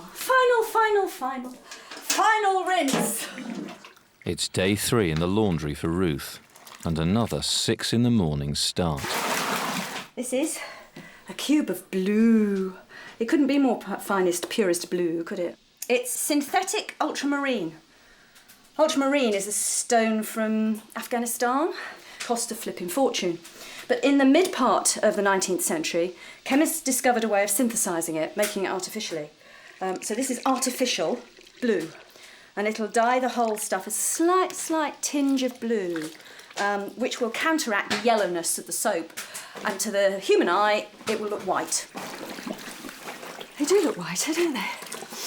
I see that yellow tinge disappearing. Modern washing powders still contain blue to give a brilliant whiteness. Next is a boil wash to kill any bacteria, followed by yet more mangling.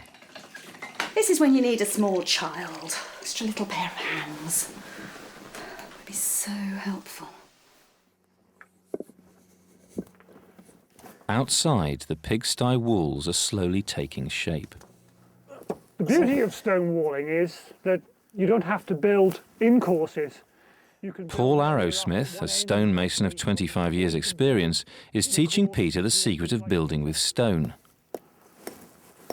But we're building the stone wall in the same way you build a dry stone wall. So all the stones touch. So it's stone on stone. The mortar just stops the wind from blowing through, keeps the weather out. But despite Paul's tutelage, Peter is finding it difficult.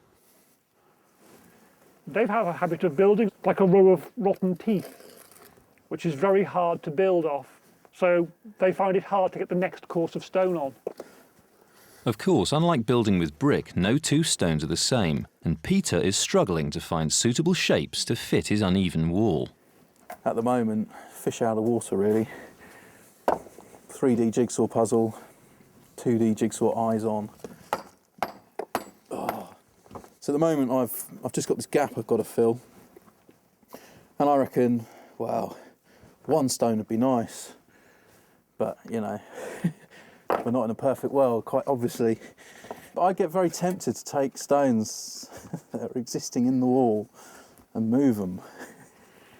You want one for there? Yes, please. It's going to make me a stone.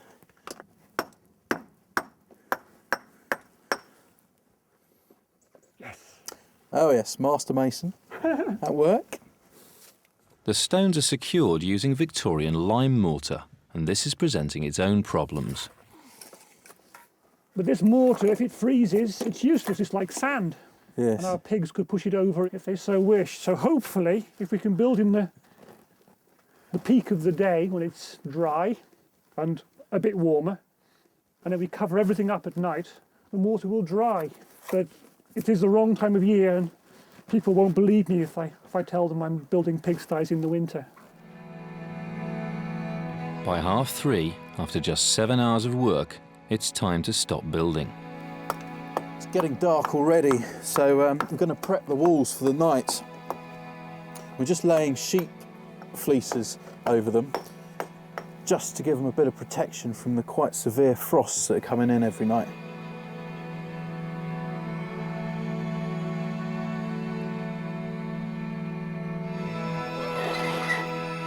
It's the 4th day of the laundry process. The washing is dry. Time for Ruth to iron the clothes. I have to say, I hate ironing. It's so time-consuming, this. Anybody makes any comments about me not looking anything less than utterly perfect at Christmas, that's going to get hung, drawn and quartered. If the animals give you a sort of shape to the day and mean you have to, you know, have this daily routine in and out, it's the laundry that separates out your week. Yeah, Saturday night, sorting out all the clothes. Monday morning, the horrendous wash day. Tuesday, drying. Wednesday, starching. Thursday, ironing. Oh, yes, look at that. Lovely.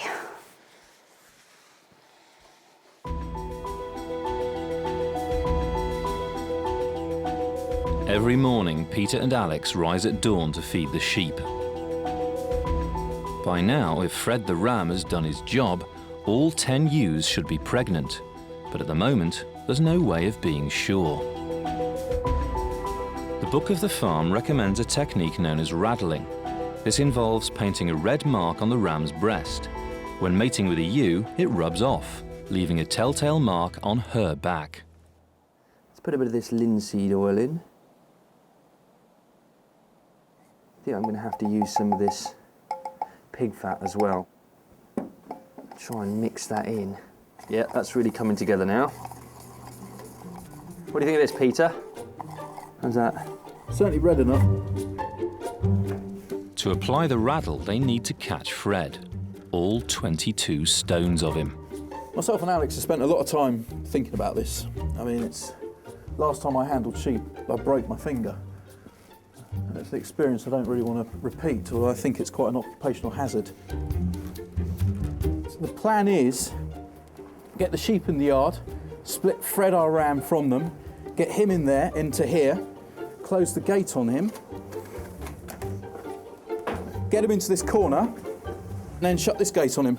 So we crush him between these gates. Not hard, but just enough so he can't move. And then Alex can stick the raddle on him. That is the plan. That's what we're hoping for. He is really strong, this guy. He's an enormous beast. Thank you. The ram's quite big as well. Sheep, sheep, sheep. Where's the ram? The ram's over there, The ram's isn't it? there. He's right at the back there. Just slowly. Hooray! Well, that was a little bit easier than I anticipated. Now the difficult bit, separating Fred the ram from the ewes. Our idea is just to push them into that end of the yard and then hopefully gate them in, but it's going to be difficult.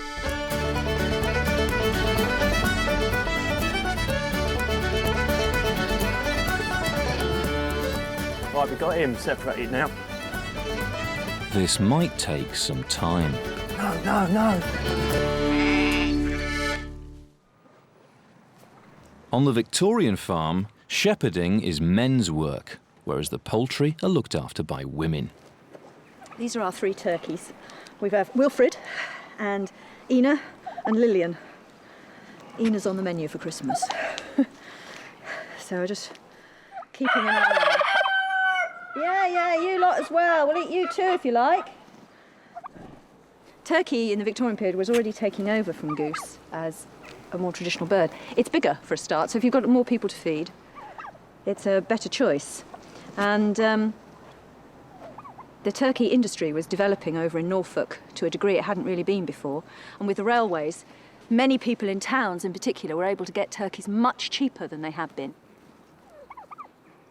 It's always a bit sad to lose your old livestock because you get fond of them, but I mean that's their purpose, isn't it? And I do find it very comforting to know that they've had a good life.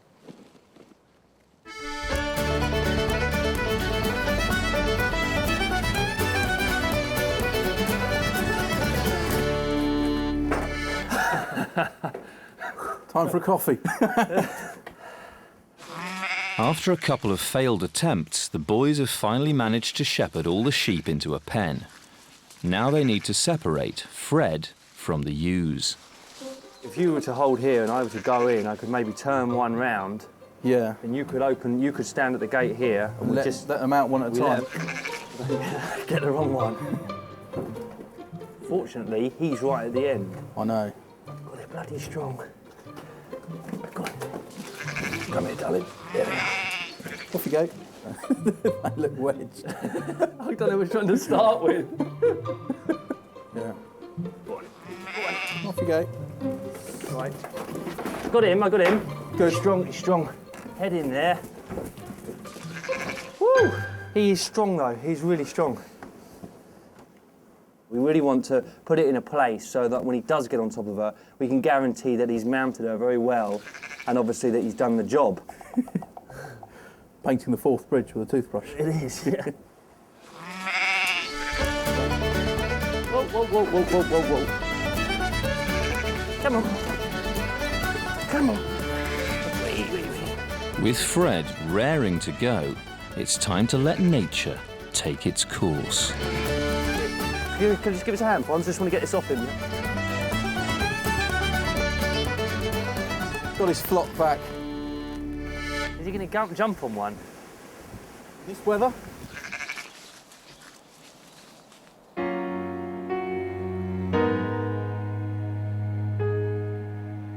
With the cold of winter beginning to bite, Peter urgently needs to finish the pigsties. It's another frosty morning on the farm, but early Christmas present from Alex. It's keeping me really warm, along with the fire. And the frost really is slowing up our building work because it affects the mortar so badly. But we're starting to get the roof on. So hopefully by the 19th December, when the pigs come, we'll be putting on our last bit of stone and saying, in you go, it's your porcine palace. Enjoy. Thomas Stackhouse Acton, owner of the farm's estate, is a Victorian farming enthusiast. He's insisted that every aspect of the sties be authentic, even down to the nails.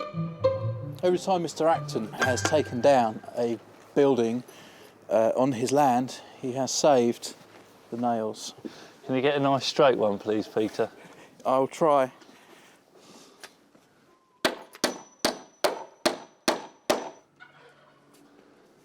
These blacksmith-cut nails were giving way to mass-produced wire nails by the 1880s.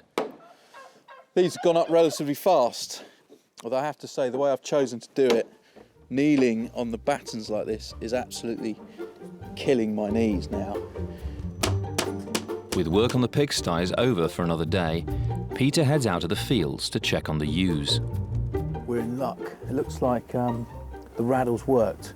I mean, a couple of the sheep have got marks on them, and we'll be able to split them from the rest of the flock, so we'll probably have 2 stages of lambing.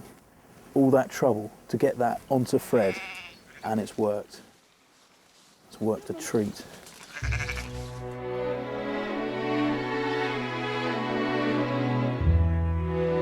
It's December. All 10 ewes have raddle marks, so come April they should produce lambs. Despite the harsh weather, the walls of the pigsties are almost complete, but there's still an awful lot to do before the pigs move in. The turkeys, on the other hand, are coming on nicely, ready for Christmas. But the farm's not complete without a working horse, the tractor of the Victorian farm. In the 1800s, over 1 million shire horses worked on farms across England, but today they're an endangered breed, and just a few thousand survive. The team's been lent Clumper by Sharon Davis, a local farmer. Good lad. Hello, Sharon. Hello. Right, how are you? I'm well, and you? Wonderful, yes, Good, I'm good. doing very well. This is Clumper. It is, yes. But Sharon isn't sure whether he's a purebred shire. Alex calls on John Ward of the Shire Horse Society for his verdict. I'll just have a look over him and see. He's got the size. The Shire's geldings are all 17 hands plus high for working. Got the weight. Right. He must weigh nearly a tonne. It needs a big horse to pull a big weight. So Right. you know, and the characteristic of the Shire horse is the feather. Right. The nice silky hair on the leg we call the feather. The colour, bay, grey and black are the colours. So he comes with that criteria. This is a bay. He's a good bay. He Right. is, yes. So we've got the feathering, the bay, Yes, the weight and the height is all good. And you've got a very good collar. Many people think a horse pulls a wagon. It doesn't. It pushes into the collar, and then the wagon or whatever it is attached to the hames here. And so it actually pushes, it doesn't pull. So we're looking for a lot of strength in here then, Absolutely. are we? And of course, in there. Right. That's where the real strength comes from. Right. The power in the hindquarters. So all round, this is a pretty good shire. It is. It's a good specimen of the breed Oh, well, I'm for pleased. a working horse. That's great. That's great news. The Shire horse was bred in the 1800s as the ultimate workhorse. Leading landowners from the Shires, Staffordshire, Derbyshire, Leicestershire, Shropshire, interbred the finest cart horses they could find to create the Shire horse. You're looking to breed a sort of super horse, which is finely tuned for doing all of the kind of heavy draft work around the farm. That's right. All the work on the farm was done with the Shire horse. Right. Whether it's ploughing, harrowing or drilling or harvesting. It was their means of moving anything from A to B. It was the Shire horse that did it. So this is not only is this your sort of tractor, this is also your Land Rover. This is basically your farm vehicle, is it? Absolutely.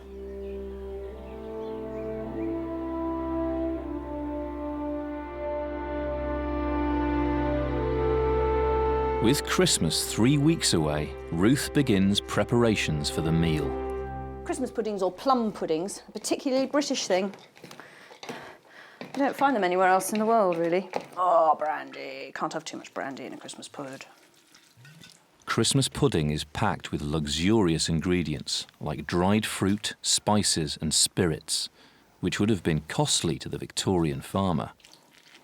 A time of year and a dish which, in the Victorian period, people were willing to sort of save up for. We still eat Victorian Christmas pudding. One of those things we've hung on to as a tradition. One final ingredient to go in this Christmas pudding, and that's money. Traditionally, it's a pair of silver sixpences. That sounded an awful lot to me, so I put in fourpences.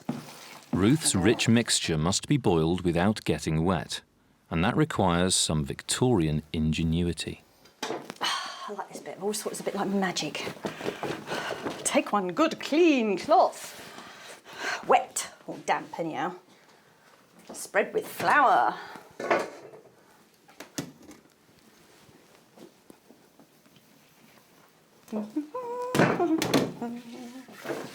And the instant I drop it into hot water,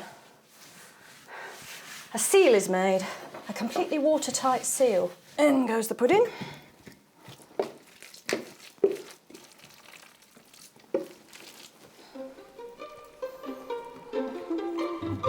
Once boiled, Ruth will hang the pudding in the pantry until the Christmas feast.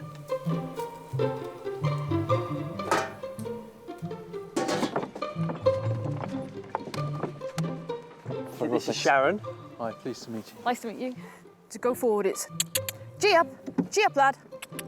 Sharon's been driving horses all her life, so before leaving Clumper with the boys, she gives them a driving lesson. And what about left to right then? Left and right, I don't have any actual voice commands for that. Right. It's just a case of pulling the reins, whichever way you want to go, and just to give a bit of incentive. Right. Yeah, you find if you go a bit too fast. Right. If that's the case, you just pull gently on the reins and steady. Yes. And do you talk to him all the time, or? I tend to. I mean, people might think I'm mad, but it just lets the horse know you're still there. It's just like a little bit of contact, isn't it? Words of love. Oh, I don't know about that. A bit of pressure to the reins. Whoa. OK, ready for a go? Yes, yes. There we are. Right, OK. That's it. Remember to keep your hands nice and relaxed. Yep. And the overhand grip. You still want a little...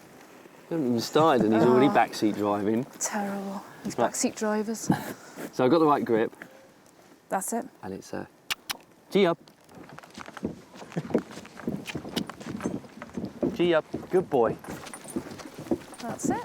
How am I doing then? You're doing very well. Yes? Very well indeed, yes. Working with horses is an essential skill for the Victorian farmer, so Alex and Peter need to get to grips with Clumper as quickly as possible. Christ knows what these sheep think. Mad.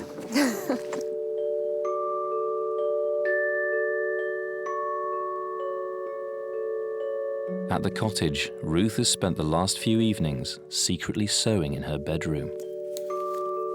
I'm embroidering a pair of braces for Peter for Christmas. Only obviously I need to do it when he's not looking, so I've been doing it quietly upstairs in the evening. But that means doing it by oil lamp, which is just so difficult. I mean, light is so critical. Those of us who are used to having electric lights at the touch of a button, we just forget how much daylight shapes what you can and can't do.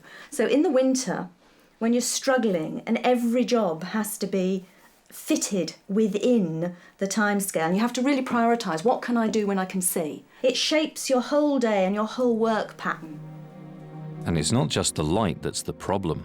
I'm afraid I can't do much more than about an hour up here of a night. No matter how hard I try, I just get so cold that I go so stiff and my fingers get so numb that I just can't carry on.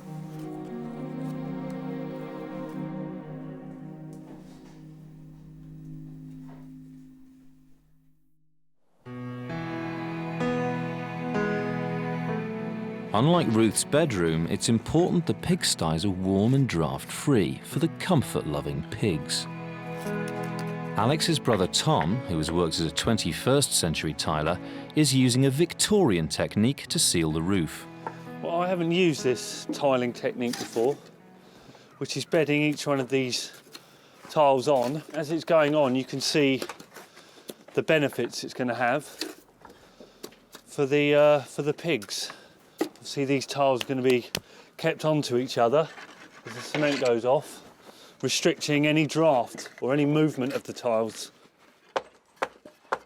Inside, Peter seals the tiles with cement using a technique known as torching. Torching essentially is like your modern day fiberglass loft lagging to insulate.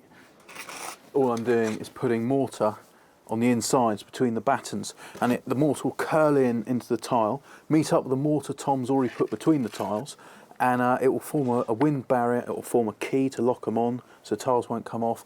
It will keep it insulated, warm, draft free, and it will keep the pigs very happy, I think.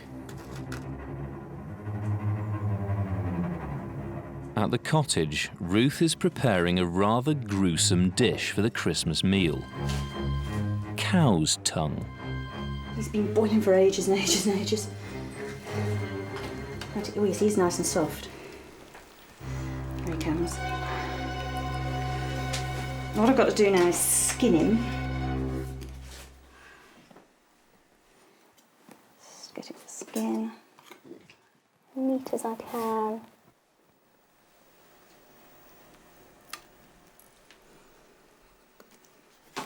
Often used to pad out other things on the table. There we are, peels off nice. Once we've got the edges off. Makes a nice contrast to poultry. Stronger flavours on the table. Like that angle. Now the final touch, to keep the tongue nice and upright, ready for the table.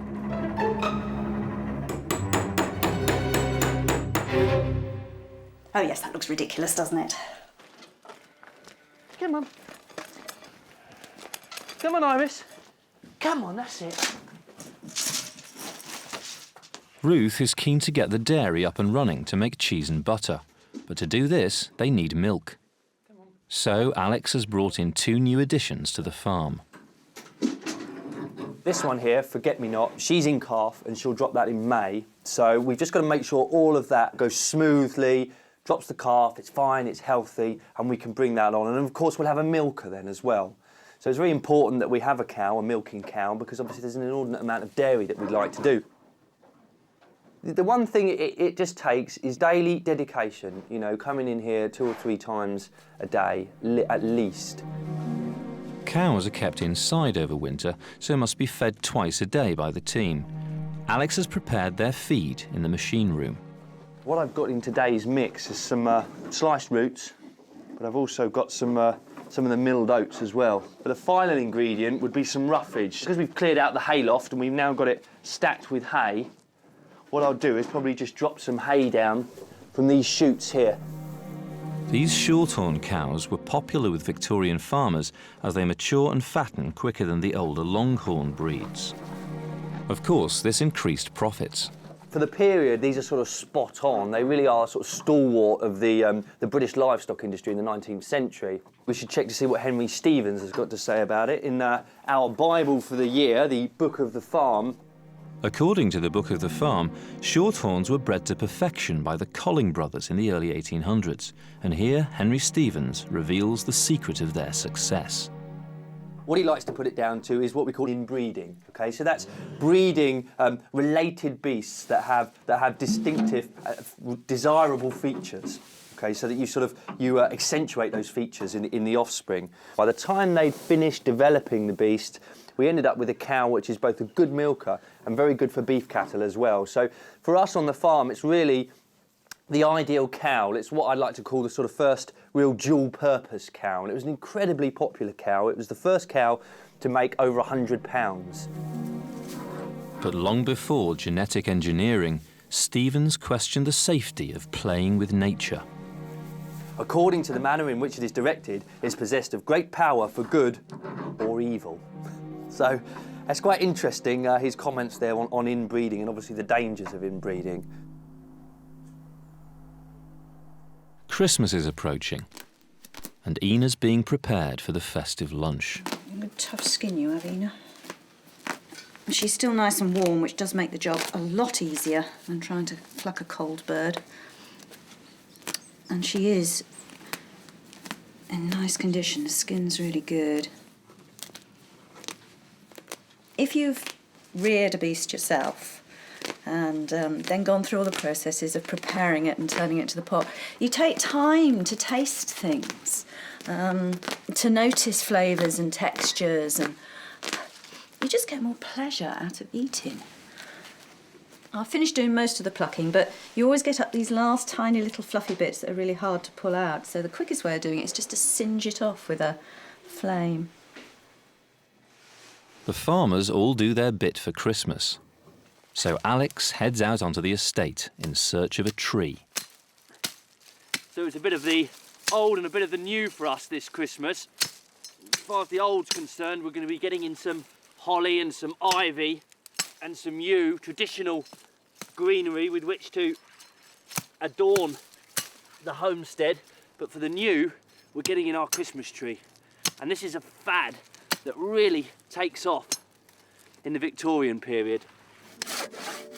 In 1848, the Illustrated London News printed this picture of the royal family gathered around a Christmas tree, a tradition brought from Germany by Prince Albert. And of course, when the British public get to see this, of course everyone wants a Christmas tree. Here we go, not far off. There we go.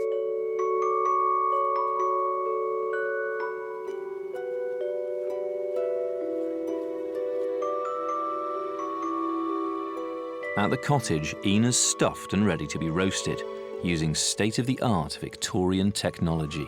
I've got a marvellous new contraption to help me. It's I've called a bottle jack, and it's made of clockwork, and that's going to turn the meat for me.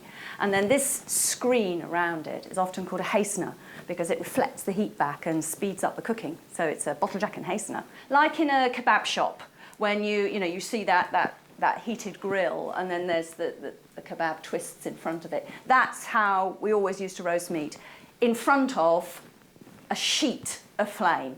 So here we go, I'm going to wind up the bottle jack.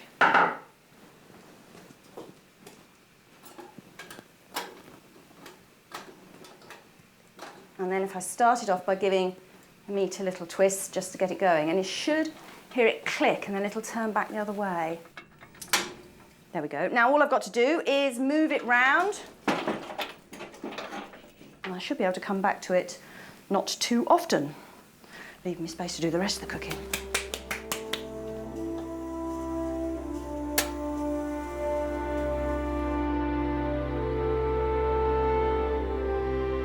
It's been a couple of months. They've been cold, they've been wet, they've been snowy, they've sometimes been sunny, but we finally finished our pigsties, and I think they look absolutely fabulous. I'm actually genuinely really excited. Such a sense of achievement, really.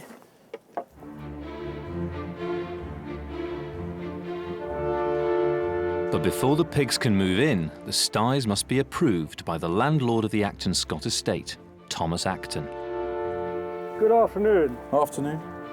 So you've built this pigsty. At noon, on the dot, he arrives to inspect them. See how it measures up to the recommendations of Henry Stevens.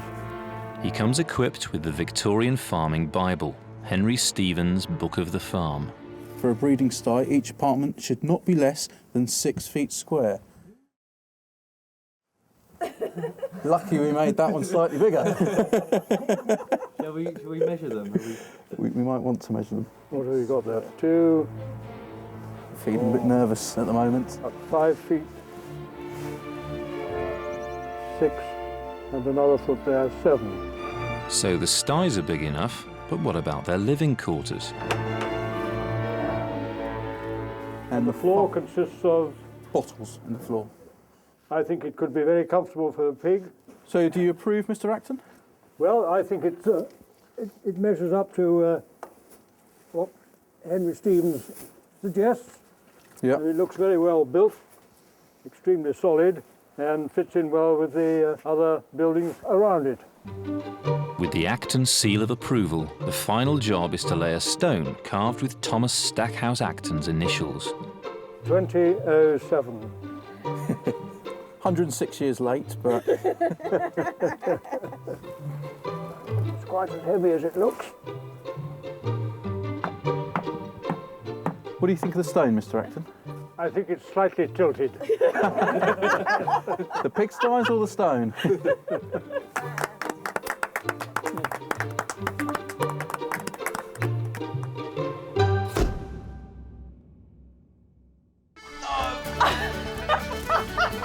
The pigs have arrived, but show little interest in their splendid new home. Come on. One at a time might be a bit, 3 of them. Well, they're young, they're like teenagers. Yeah. Peter may have mastered shepherding sheep, but pigs are a different matter. They're an unruly bunch, they really are. Come on, home time. In you go. You as well.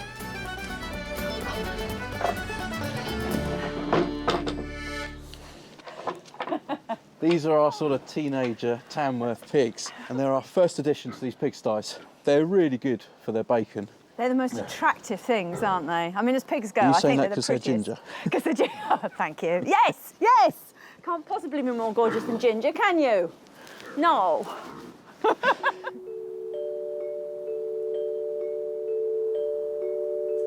It's Christmas Eve.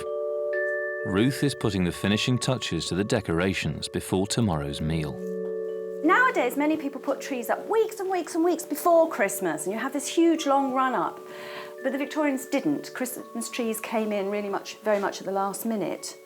Often Christmas Eve itself. Although the Christmas tree is new, bringing greens into the house was something that goes back so far, you can't even find the beginnings of it. Anything that was green and looking lively, you know, just to brighten the place up.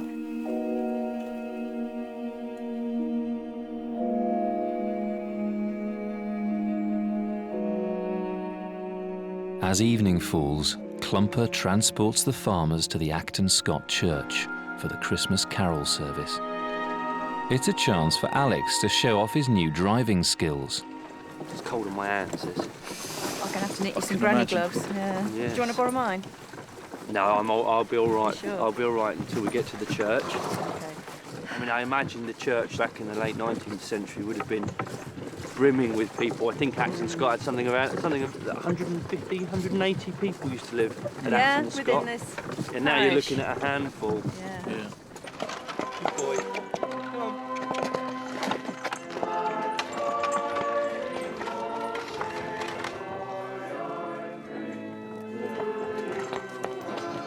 Alex hasn't quite perfected that left turn yet. Whoa.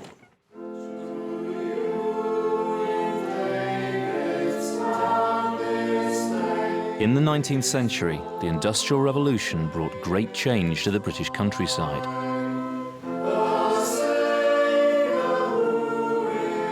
Many rural people feared that their way of life was being eroded.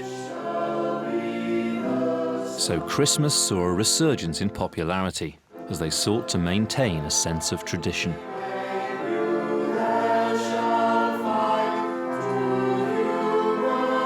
Customs, sometimes dating back to medieval times, were reinvented and old carols revived, often with new melodies put to old words.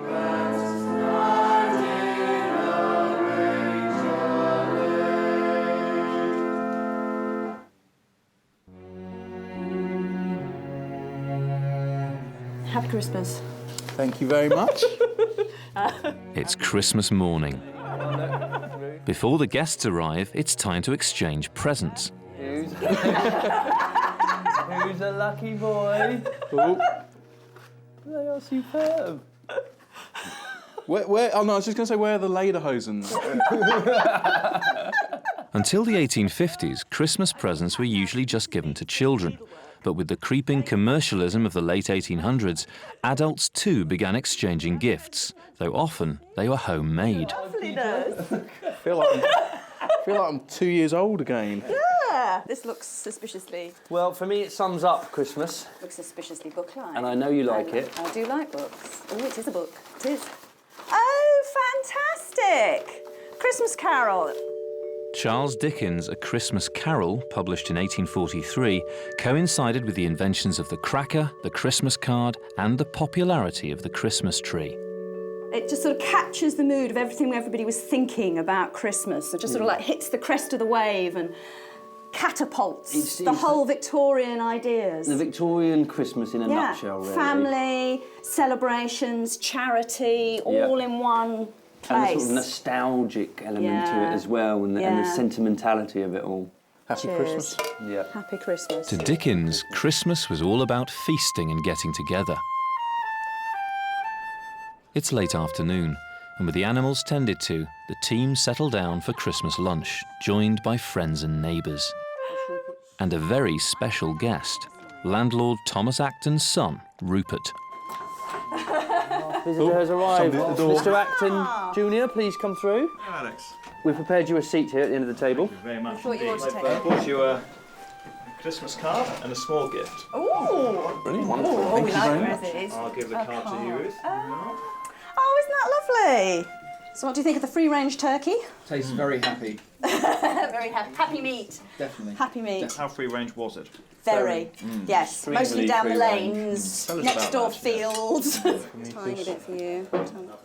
I hope we've authentically recaptured the essence of the Victorian Christmas, the love of the past, the nostalgia, the sentimentality, as well as just bringing all your friends and your family together for a nice big feed-up, celebration and wind down. Let's have a Christmas toast. Cheers, everybody. Happy Christmas. Cheers. Happy Christmas, everyone. Happy Christmas. That is Peter's.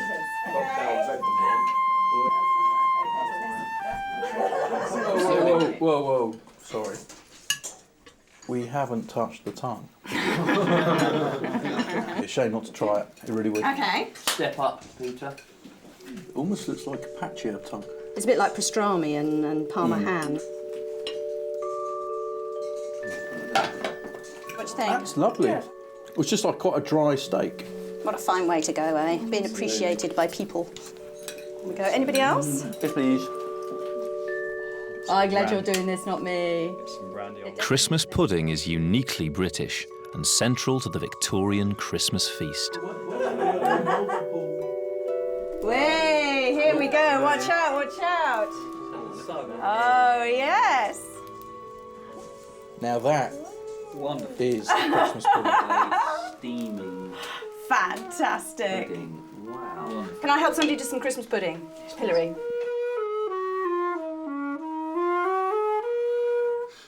In the days before recorded music at the flick of a button, people still found music very important to them and therefore went to quite big effort to have it around them. They would visit music halls and concerts, and they would also make their own music at home. God rest you, merry gentlemen, let nothing you dismay. Women's magazines always came with songs and sheet music in as part of the magazine. Popular music, people making their own music, was a part of our tradition. And in a way, perhaps recorded music has sort of squashed a bit of the music out of us. Comfort and joy, comfort and joy, oh, tidings of comfort and joy. In Bethlehem. Making your own entertainment wasn't just limited to music. Unlike the modern British family that would sit down to, say, something like Zulu or Mary Poppins of a Christmas afternoon, what we're going to do is indulge in a bit of Victorian parlour games. And they were real fans of their parlour games. The game we've opted to play is Shadow Buff. So without further ado, I will call down the first contestant. Can we have the first contestant, please? Peter must guess who is standing behind the sheet. Of course, it's made more difficult by some rather cunning disguises. My word. OK, here we go, Peter. Raise the bucket. Looks vaguely Egyptian. Looks vaguely Egyptian. It could be an obvious one. No, Ruth. I go with Ruth. You're going to go with Ruth? Oh. I was going to go with Tom. Oh, no. Oh. This is exciting. I have to admit, this compares really very favourably to sitting down of a Christmas afternoon and watching a movie. OK, we have our fifth contestant in place. What fearsome beast lies behind the sheet, Peter? Do a little jig for us, mystery guest. Whoa. What's your name? Don't tell him! Did you say Paul? Paul! I was going to go for Paul. Paul it is. That's Andy, isn't it? It's Paul! That was a very good game, although I think I lost quite heinously. It is terribly hard to tell all these people apart. Good night. Oh, somebody give me some more gin. Here in Shropshire is a farm that's frozen in time, lost in Victorian rural England. Now a unique project has brought it back to life, as it would have been in the 1880s.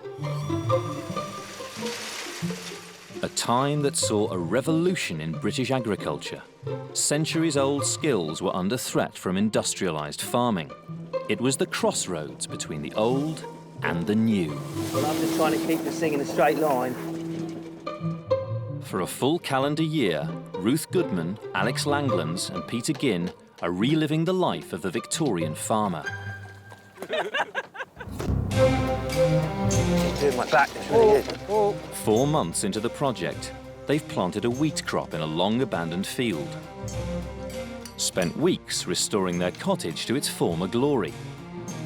And got to grips with a host of traditional breeds. So all round, this is a pretty good shire.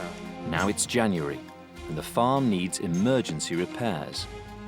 But with no DIY shops, the team is forced to go back to basics, with the help of the blacksmith, the basket maker, and the woodsman. The wheat crop comes under attack, so it's time to master the art of pest control. There's one. Victorian style. The reality of life without modern comforts starts to bite. It's pretty cold. And with spring around the corner, the first baby animals are due to arrive. You're going to go for this, yeah? Yes.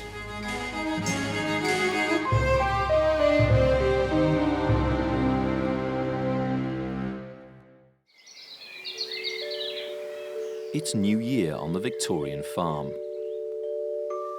Ruth and Peter are welcoming a very important new resident. Come on, girl. That's a good girl. Princess is a Gloucestershire old spot, a favourite breed of Victorian farmers. She's pregnant.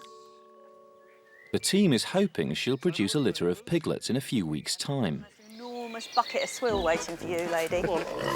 If they can convince her to move in, that is. Nothing as obstinate as a pig who doesn't want to go. Good girl. Come on. Good girl. Good girl. I think we might need a little bit of bribery and corruption. Always a mangle when you fancy a mangle. Yeah. Oh, hallelujah. There we go. You're a gorgeous pig, aren't you? You're going to give us lots of lovely little piglets. Yeah. Delicious part. Richard Lutwich is president of the Gloucestershire Old Spot Society. So how many do you think she's going to give us then? I'd be quite happy if she had 8 or 9. She might have a few more. She might have 10 or 12. Oh, gosh. So what sort of things should we look out for? What can go wrong? Very little, really. I mean, pigs are much easier than other farm animals. It's like shelling peas. Just let her get on with it, basically, and hopefully everything will be all right. Peter built these pigsties himself. With Princess moved in, they're finally complete. She only just fits under that door. Slight design error there, I think. Oh, yeah, she's huge, isn't she? With all this new livestock around, the farmyard's becoming a little chaotic.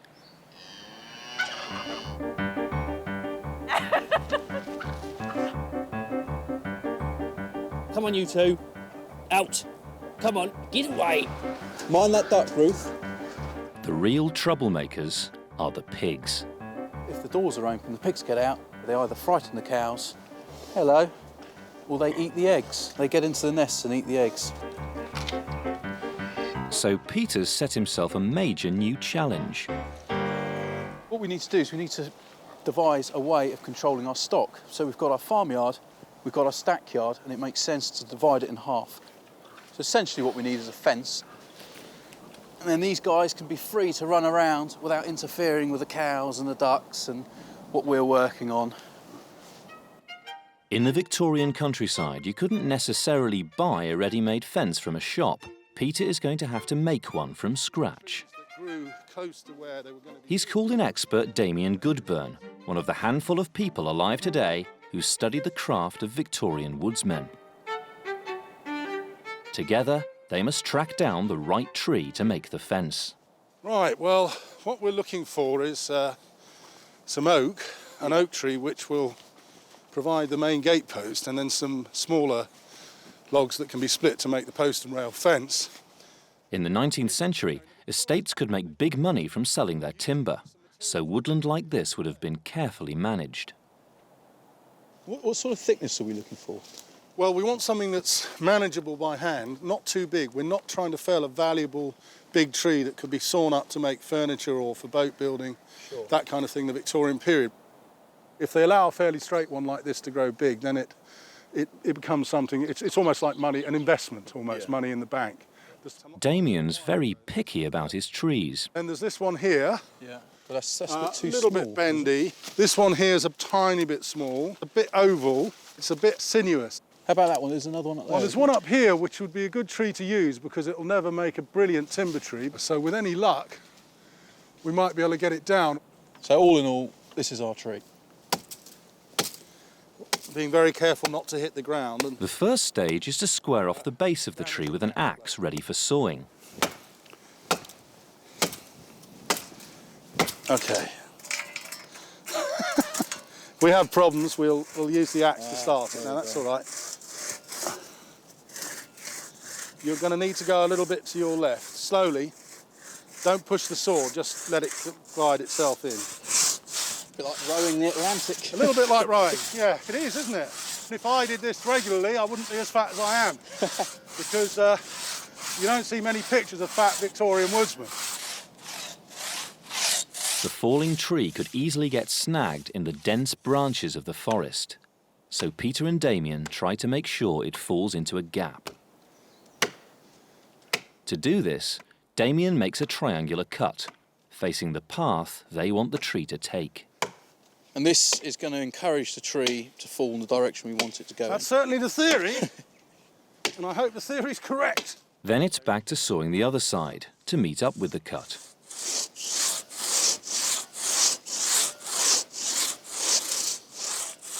How far now? Still a bit more on your side then. Hang on. She's going. Get her out.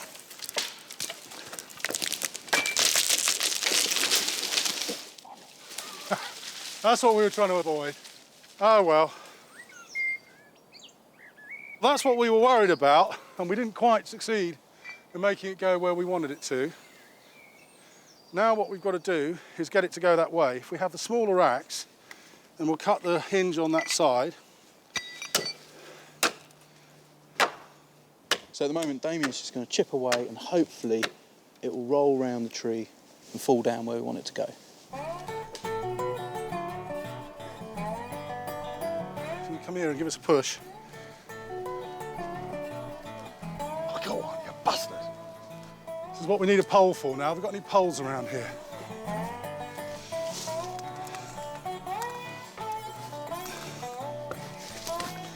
Oh, you Bastard. How much more does that need?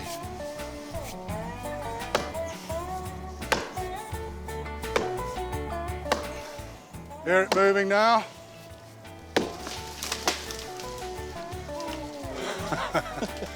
Don't worry.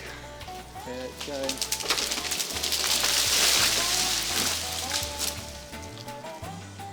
Ginger beer required. Finally. After a famous 5-hour struggle.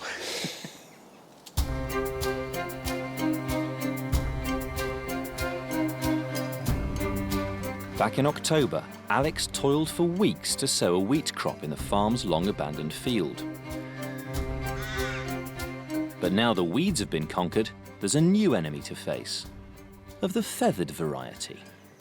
One of my worst fears has been realised here, and we've obviously had the birds in here. The last few days as I've been passing, there's been a group of pheasants on this patch in particular, and I think what they're doing is they're sort of tugging at the top of the leaves here and then pulling out and having a nibble on the grain. In the Victorian countryside, tenant farmers like Alex often struggled to stop pheasants eating their crops. The birds were raised for shooting parties, and every single one was the landlord's property, not to be touched. If a tenant farmer killed one, he could be arrested for poaching. Now, Alex finally has the chance to get his own back. Land agent Rupert Acton has invited him to come along on a pheasant shoot. But first, he's got to make some preparations. Victorian style.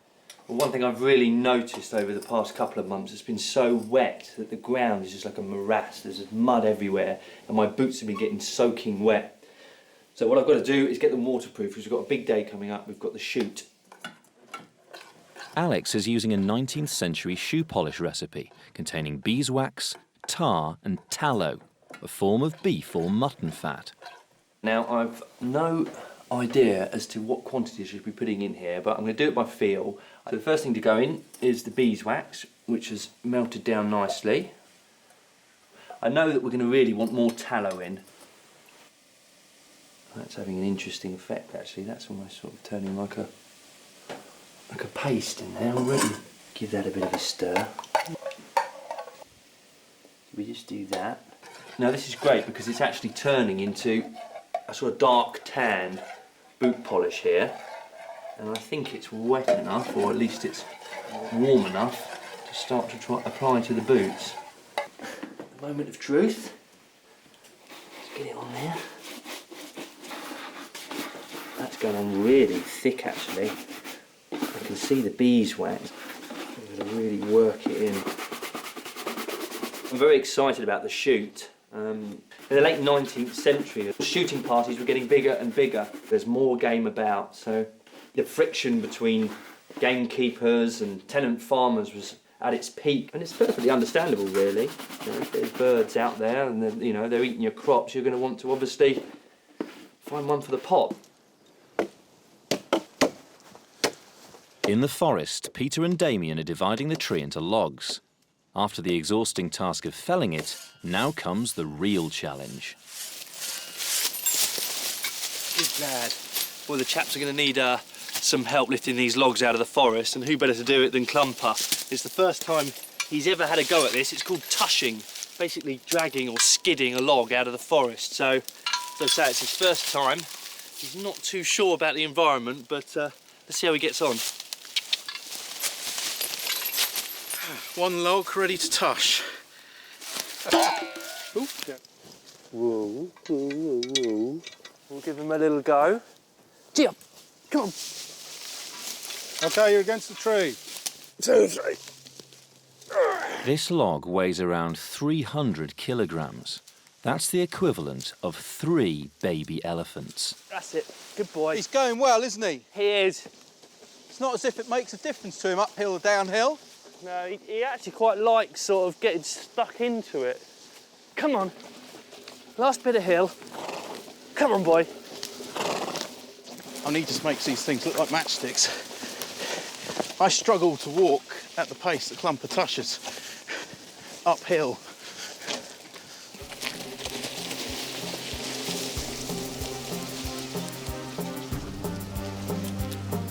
Clumper is heading for the estate saw pit, where the log will be cut up for use in the farmyard fence.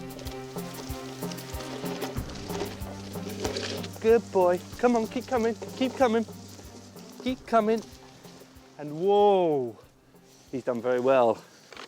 I'm quite surprised actually. I thought there'd be more problems. Getting it out there in the out of the that steep slope right at the beginning was a bit difficult, and the guys had to roll it. But otherwise, took it in his stride, and it never ceases to amaze me how easily he takes to jobs. Forward, Clumper. He's even listening, you see. Working outside all day is tough on the Victorian farmer's body. But in small villages, there wasn't always access to off-the-shelf remedies for aches and pains. At the cottage, Ruth's been looking into some homemade solutions. I'm going to make a cream for chapped hands. So I've got some lard here and I've been just softening it and then whisking it with a fork so that it's light and fluffy. So now I'm going to add the honey. Not so runny, fairly runny. And a little oatmeal. The texture of the oatmeal will make it very slightly sort of scrubby when you putting it on, which will help to massage the whole cream into the skin. And now I need egg yolks. And then the last thing I need to put in is some rose water, which is just distilled water and oil of roses. And that adds not only a beautiful scent, but also adds to its absorbability into the skin. And whisk. Storage is not a problem.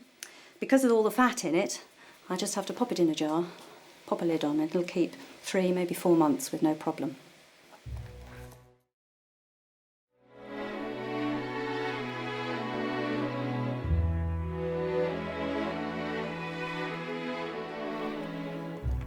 So you've got to get all the calls right.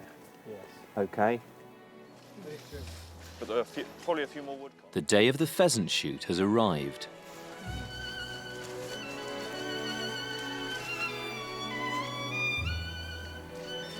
Peter and Alex are taking up their position as beaters, flushing the birds out of the woods. The sport of pheasant shooting as we now know it was invented in the late 19th century. Prince Albert and his sons were big fans of shooting, but they had a problem. Traditionally, shooting parties tried to sneak up on the pheasants, which meant most of the birds got away. So a new technique evolved, employing beaters to drive the game towards the guns, with a series of calls. We've all got to hold a line as we walk through this copse and make as much noise, really, as possible. I can't hear you making much noise, Peter. Peter, let's hear you calling. For land agent Rupert Acton, shooting runs in the family. My great-grandfather, Augustus Wood Acton, lived here in the late 19th century, and he shot about once a week, and there would have been about 4 guns and 4 or 5 beaters. In the 19th century, on this estate, they were probably shot in the region of 400 or 500 game birds during the shooting season. There's one. There's one there.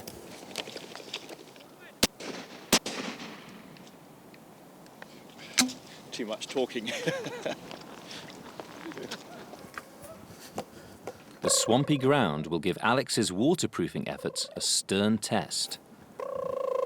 I'm really impressed with the mix because I've got the job of making my way through the stream here. So it was a godsend that I decided to do it. But Peter isn't quite so lucky. Should have waterproofed your boots, Peter. No birds have been shot on this drive, so the beaters must move on to a new wood. I've been having trouble, I do most winters, with chapped lips. As soon as the weather gets cold and wet, my lips go all dry and start to crack and bleed. So therefore I'm making some Victorian lip salve. The recipes say 4 chapped lips specifically, but quite interestingly, most of them include alkanet, which doesn't do anything for chapped lips. What it is a dye. It's a red dye. So I'm hoping that this recipe is going to come out with cherry-coloured lip gloss. Alkanet is a common plant that often grows as a weed.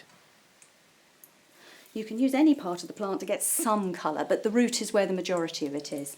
So this is just dried alkanet root. So I've got some olive oil to pour in.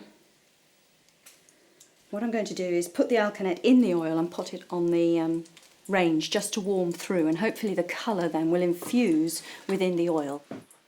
The other 2 ingredients are mutton fat and white wax.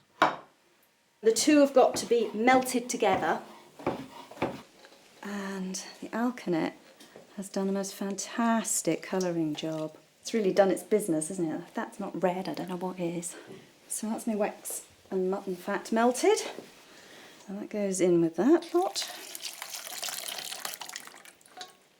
And then just got to strain them to get all the bits out. Ooh, yeah, look at the colour on that. The mixture will be kept in a cool place to set. You couldn't buy anything that was more like a red lip gloss than this. And there's nothing nasty in it, is there?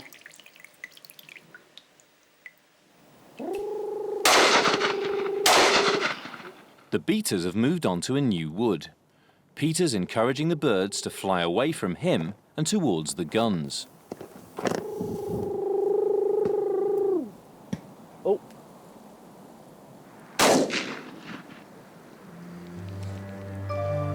The technique of driving game quickly became very popular, but with more birds to target, the Victorians needed to shoot faster.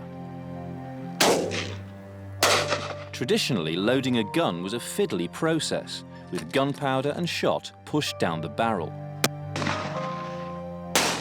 So gunsmiths came up with a cartridge containing everything in one simple package, and a brand new weapon that could be split in 2 for easy loading.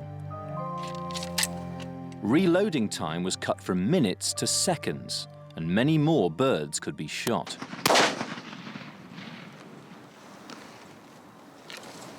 Let's see if we can stake a claim on these birds then.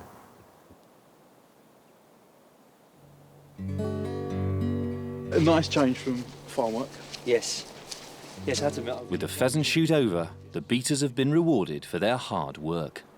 Did that bird drop, did it? Couldn't see. I was too busy wondering why I hadn't applied waterproof substance to my boots.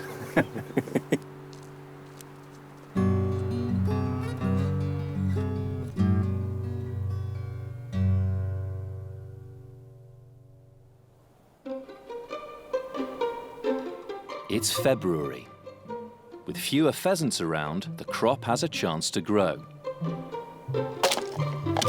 The farmyard fence is coming on well. Peter's been chopping the log ready for the saw pit. This is why I never owned a skateboard as a child. And Princess, the expectant sow, is settling in nicely. Let's get them in this pen. If we go down with the bucket to this pen and get them in the pen, we'll have a closer look. Baby pigs are not the only thing the team is expecting. Call them to you, Alex, that's the way. There's a big fellow at the back. In November, sheep farmer Richard Spencer lent the team his prize ram, Fred. But though Fred took a fancy to the ewes, Alex isn't quite sure if any of them are pregnant. Come round here, Alex, and I'll show you. So Richard's come back to find out. If a sheep is in lamb, if she's pregnant, what is in the udder now should be wax and sticky. Right. Getting to the udders requires an expert technique.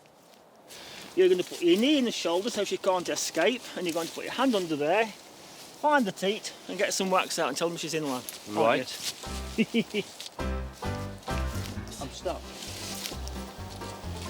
Okay. That's it. Now put your hand underneath, find the teat. It's in there somewhere. Right, nothing there. You really want to put your hands gently to the top of the udder and gently just massage it down into the teat. I can't find it, Richard. I've got one. You can do this, Alex. Think positive thoughts. How far apart are these things usually, Richard? Well, the normal distance, really. One on each side, they come in pairs. I'm not getting anything. I'm wondering whether I should get you to teach me to turn them over. Sheep farmers often turn their sheep over to inspect them. But with each ewe weighing up to 10 stone, it can be a challenge. You lock it tight onto your knee, and you literally, keeping it tight on your knee, you just rock backwards with your fingers firmly hooked under that flank, and just rolls over on your knee onto her butt, onto her rear. It doesn't involve a lot of physical stress on your part, just using the principle of levers and the sheep's weight. It's a bit of a sort of judo roll. Lift the head up into the air, let it roll around your knee. Yes, keep it going, keep it going, keep it going backwards. Lift it off, drop it. You've done it, that's it. Yeah. And all the rest will be easy after that. Well done. Oh, look at the satisfaction on that man's face. Look at that, he'll sleep well tonight. Now you can get the wax out of that one. Massage it gently from the udder into the teat. Yes, see it filling the teat now, you see. The teat's full of wax. And then The teat's full of wax. And then... Yeah. There you are. There we are. He is so happy. There we are. One happy camper. Let's try this one. Yeah, we've got to drop. There you go. Whoa, look at that. There you go. Now then, if you... Listen to that there. Better than sticky tape. Spot on. Wonderful stuff. That is sticky wax. Wow, yeah. Yeah. There you are. That is perfect. That sheep is definitely inland. Right, Now brilliant. that's it, you're rolling. Go, keep them. The wax is a clear sign that in a few weeks, this sheep will be producing milk to feed her young. Now all Alex has to do is check the rest of his flock. There you are, young man. Well, thank you very much, Richard. We'll make a shepherd of you yet. Ensuring livestock was well fed over winter was absolutely crucial for the Victorian farmer. Every day, the team process food for the animals in machines, such as this root slicer. But Ruth has hit a snag. The bucket's entirely the wrong shape, so more time scraping off the floor. With so many jobs to do, simply can't afford to have inefficient tools. To make a better container, Ruth has asked someone with unique skills to come to the farm. This is oak, which was felled just the other day, and I'm going to turn this into a basket. Owen Jones makes a type of basket specific to the Lake District and the West Midlands. Though once common, his profession is now endangered. In Victorian times, there have been hundreds, possibly thousands, of people making these baskets. For many years, I was the only person. Recently, I've taught someone else, so there's now two of us. In Britain, most baskets are made from willow. What makes this basket special is that it uses local materials, oak and hazel. It's a coppiced hazel rod, which is going to be the rim of the basket, and I have to smooth it off, ready for bending. Next, Owen prepares the ribs of the basket. Each oak log must be measured up and chopped into strips. This is where we start to get a feel of what the wood's like. Drive it in. It'll take Owen 5 hours to make this basket. In the 19th century, oak basket makers got together in small workshops of 2 or 3 men, collectively producing dozens of baskets each week.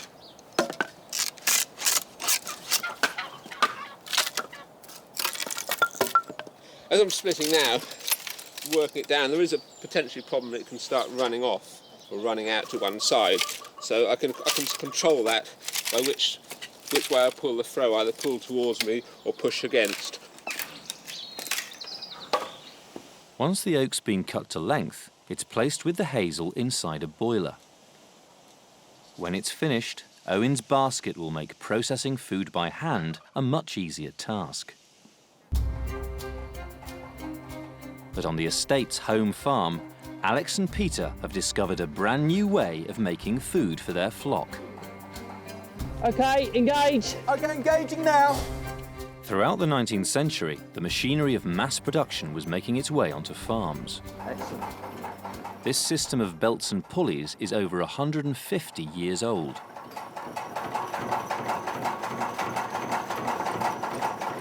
This is our oats bruiser, our kibbler. You can hear it engaging there. Oh, that's a sound, isn't it? The kibbler grinds up wheat grain for the farm's animals to eat. They've all been bruised, they've been crushed. So when they go through the digestive system of the animal, they'll be absorbed more efficiently. All this machinery is powered by the Victorian farm's driving engine. Clumper, the Shire horse. Gee up. That's it. I find this absolutely fascinating because all you need is a horse, some hay for winter, keep him well fed, and you've got energy, you've got power, you've got horsepower. The term horsepower was coined by the engineer James Watt. He'd designed a steam engine, and to market it, he came up with a method to compare its power with that of a horse. The result was a brand new measuring unit, horsepower. Good lad. Every time Clumper goes round once, that wheel up there turns 52 times. So if he works for a week, this works for a year. This truly is the birth of mechanised farming. In the farmyard, Owen Jones is ready to shape the rim of his basket. I'll throw it down initially on the ground. That will take the moisture out of it, take a bit of the heat out of it.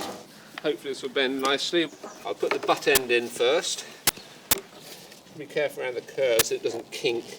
Feels that it's steamed enough. Pulling with my right hand and following with my left hand.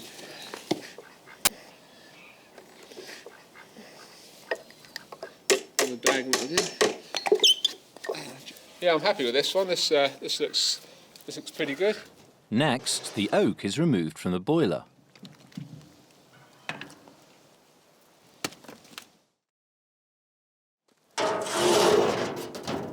It's actually a wonderful smell. It's a sort of fruity, like a fruity smell. It's the best part of the day. This process is known as riving. This is quite hot on the hands.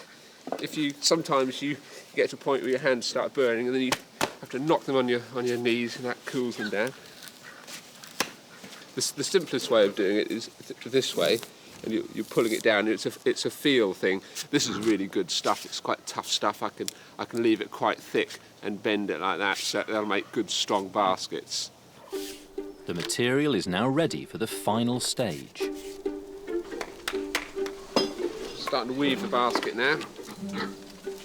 It's all woven. There's no fixing. There's no nails, no pins. It's all woven together. These baskets would have been used throughout the 19th century on farms. They're very important. They would be used for broadcast sowing seed, harvesting root crops such as potatoes, feeding animals, chopped turnips. They gradually declined as mechanisation took over. For instance, a wire basket was introduced and tractors came along with the seed drills, and there was less hand work on the farms.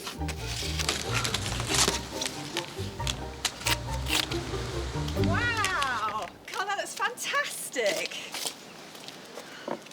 So how long is something like this going to last then?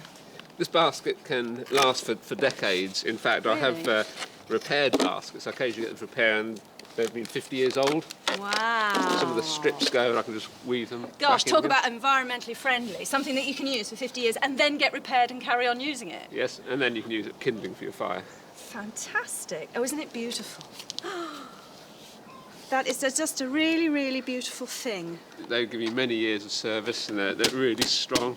In fact, one of the tests at the end of it, you have to be able to stand on it. You sure? Yeah. Flipping You heck. bounce up and down. It's incredible. Who needs a horse? At the saw pit, Peter and Damien have reached the last and most technically precise stage of the fence post. That's about where we want to be, about there. 1, 2, 3. Okay, then just up and down, just a few strokes to get it bedded in. Men employed to saw wood were called sawyers. By the late 19th century, saw pits like this were in decline. Industrial saw mills were taking over, and hand sawing couldn't compete. You come right up and right down. Slow down. Okay, imagine you're doing this all day. It'll take several hours to cut off the sides of this log. A mechanical sawmill could process hundreds in a day. The top of my arms and my shoulders are really starting to ache. But as in really starting to ache. The constant sweaty exertion of farm life means tending to personal hygiene is a high priority for the team. With Alex and Peter out of the house, Ruth has the perfect opportunity. I'm going to have a bath.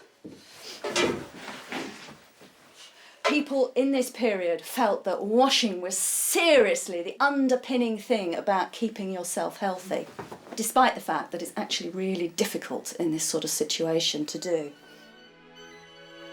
Ruth's bath is a sawn-off wooden barrel covered with a sheet. It's almost like a drip tray that catches the water as you pour water over yourself. And it's very, very efficient on resources. Bathing in a room with no central heating, it's pretty cold.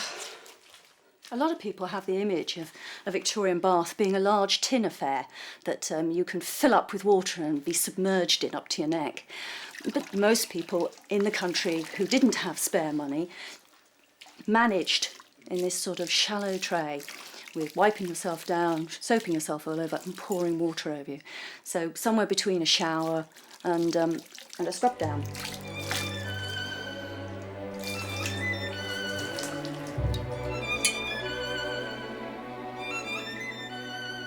Peter and Damien have been sawing for almost 4 hours. As night falls, the race is on to finish the gatepost. You're getting the hang of this, Peter. Nice. Yeah, definitely. Like you say, it's very zen. Is it?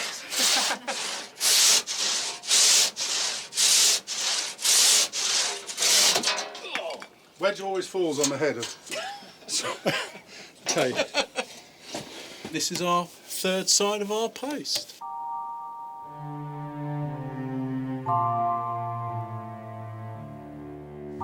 Just before bed, Ruth's trying out her homemade remedies.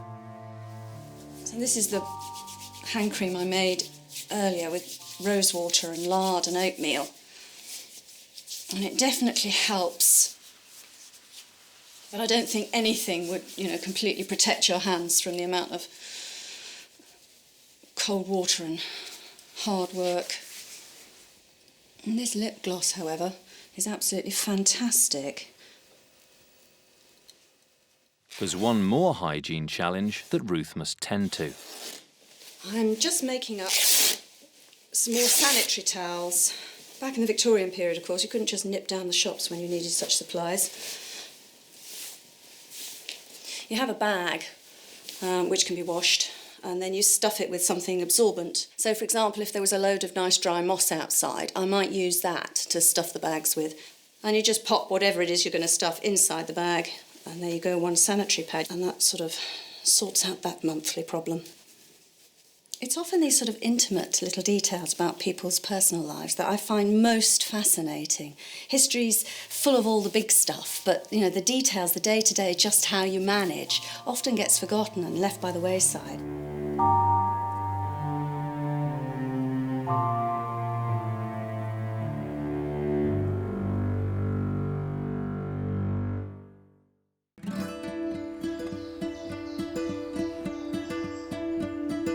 March has arrived and the farm is showing the first signs of spring. Ruth's basket is being put to use. Fantastic! Hello, pigs, you ready? Don't half make life easier. Peter's gatepost is finally in the ground. Right. And all 10 ewes are pregnant. Lambing time is now imminent. The boys have travelled to Richard Spencer's farm to get some much-needed advice. How are you? Oh, steady, steady. Good to see you again. Good to see you again. Good to see you again. Yeah, so you're going to give us a crash course today? Have you lambed a sheep before? Never. Well, there's one here. We have a nose and 2 front feet. You can tell with the front feet. Well, I could pull this out as easy as pie. But as you've never done it before, who's going to go first? Who wants to learn? I'll give it a go. You can give it a go. Right, Alex, the trick is if you're on your own, which you often are working with livestock, Yep. the sheep is on the side, everything's okay. You get close in with your knees inside of her stomach, so if she kicks and struggles, which she might do, she's not going to kick you where it hurts. And you don't look with your eyes, you look with your fingertips. So just hand straight in? Yeah, get straight in there. There's plenty of lubricant provided by Mother Nature. Okay. Don't look with your eyes, look with your fingertips. So not looking with my eyes, right. It's a very big lamb, so why she's taking so long, why she needs help. Don't be afraid to pull. Yeah. Go on, really give it some. Go for it. Got it? Yeah, here it comes. Go, go, go, go, go, go. Go, go, go. Both hands, just don't mess about because it'll grip the umbilical cord. Keep going. Both hands if you wish, Alex. Go, go, go, go, go, go. Get him out. Get the placenta off his head. His head's covered with placenta. Clear it. Yeah. Use your fingers to squeeze his nose and clear the mucus off his nose just to get everything clear. Yeah. Right. Put your finger and thumb, middle finger and thumb, on his ear and prick it really tight. Get the nails to rub together. Either side of his ear. Nails into here like That's that. it. Oh, yeah, yeah. That's yeah. good. That's a gasp. Still not very strong. Grab some straw. Grab some straw. Okay. That's it. And scrub his chest. In there. No, you're playing with it, man. You're scrubbing the floor. Really, really rub it. Get the circulation going. Really stimulate him. Yeah. It's like an aggressive mother sort of licking him to get him going. Yeah. That's it.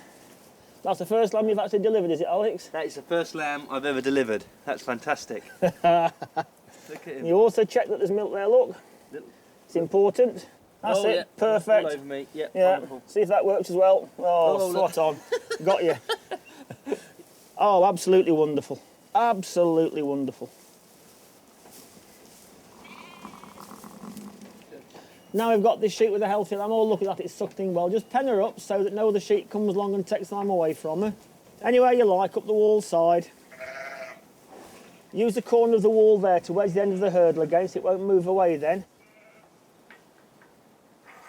Just remember where the sheep puts the pressure, where she pushes against it. When you're working with sheep, you have to think like a sheep. And she's taking, the lamb's taking milk. Now, that's what I love about the Shropshire sheep. The lambs have got that wonderful tenacity, that wonderful will to live. As soon as they're out there, and we struggled to get the first breath in that lamb, didn't we, Alex? Yeah. Wonderful. Wonderful sheep, the Shropshires. They really want to get up and go. And it's been a real barrage of emotions. But it's certainly given me confidence for our own lambing. But there's still part of me that's very apprehensive, very nervous, because when we're away from here, when we're back on our farm, we won't have Richard, we won't have the backups, we'll be on our own. And, you know, what if something goes wrong, will we be able to cope? With the first lambs due in just a few days, Peter will soon have a chance to find out. But before the lambs are born, the sheep field needs urgent repairs. There's a big hole in the hedge surrounding it, which Ruth has decided to fix using an ancient technique called wattle work. I'm just driving some posts in along this gap in the hedge, and then I'm going to weave a load of hazel up and down. The early spring or late winter is a time when you do as much of the sort of hedging and ditching as you possibly can. There's not too much other agricultural work, and there's no leaves on the wood to get in your way.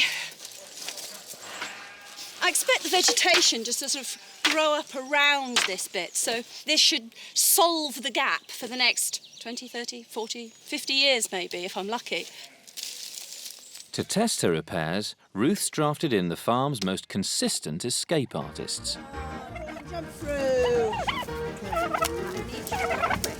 Go on, try and get through my fence now.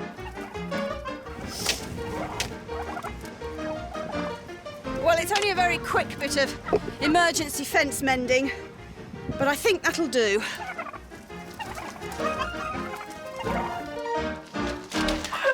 The fence across the farmyard is far from complete. To speed things up, the boys are going to cut the rest of the logs by cleaving.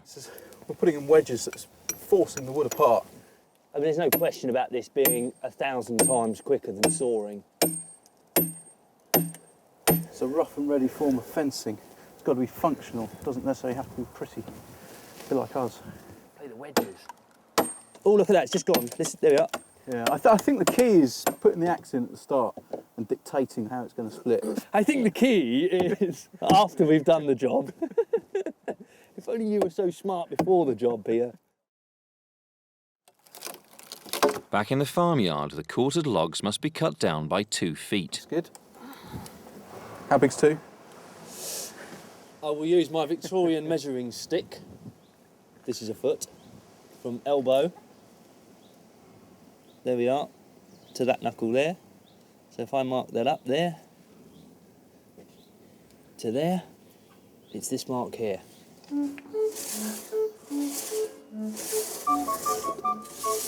Getting a nice rocking action going here. Yeah, you use a lot more of your body weight with a saw like this. So this is going in this hole just here. Okay.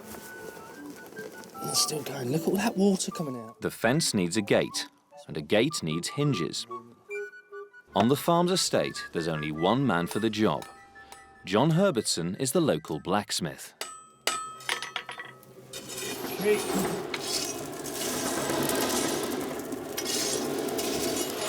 Blacksmiths rather pride themselves on being the possessors of the king of crafts, because if the blacksmith couldn't make the tools and the carpenter couldn't cut his wood, the wheels on the carts wouldn't be shod and no one could do anything. So the blacksmith would have been a man of some importance, and his contribution would have been to drag everybody in to the village blacksmiths. There'd be farmers there parking their horses to be shod, carts to be mended, and also in the winter, of course, it'd be the one warm place around. By the late 19th century, the village blacksmith's trade was declining. Competition from factories meant many of their products were being mass-produced by machines at much lower cost. Items like hinges, nails and wagon parts could be purchased ready-made. What I'm doing is rolling it up, a bit like a Swiss roll. But unlike other rural craftsmen, many blacksmiths survived into the 20th century. They took on work for the railways, and when automobiles began to appear, some became mechanics.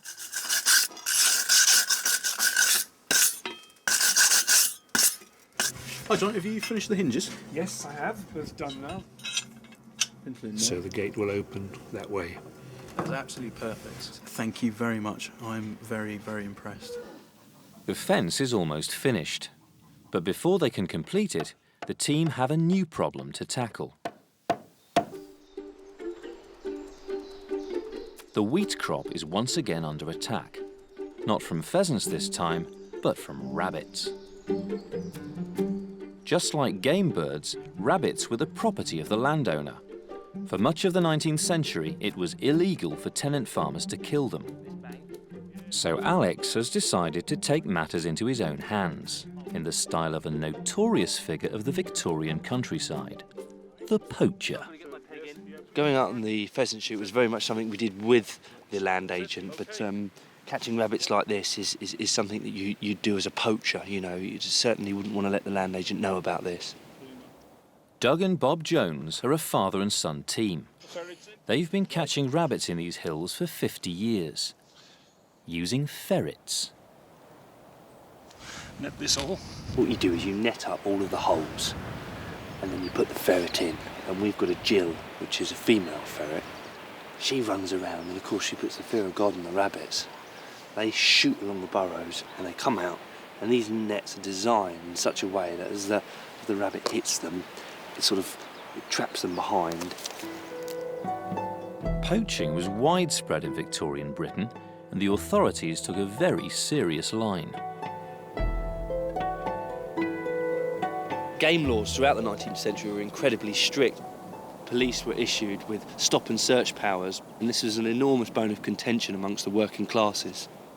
in practice, the law meant that the police could stop a farm labourer returning from work and ask him to turf out his pockets, and obviously if they've got any traps or nets or even game, they could be arrested. But of course, the police then at the time were using these powers just to stop random people and just to, you know, to check to see what they're up to and what they're doing. And of course, this really upset a lot of farm labourers. Okay, we're going to drop the ferrets in. Right. Okay, she's in, so quiet now.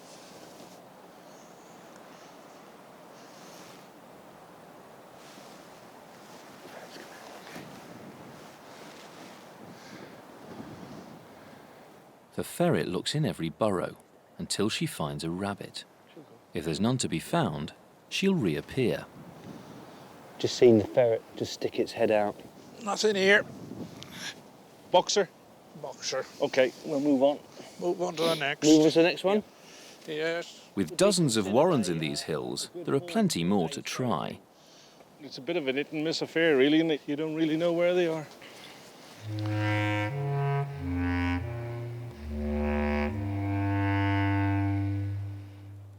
Back at the cottage, Ruth is dealing with the leftover pheasant from Alex's first hunting trip.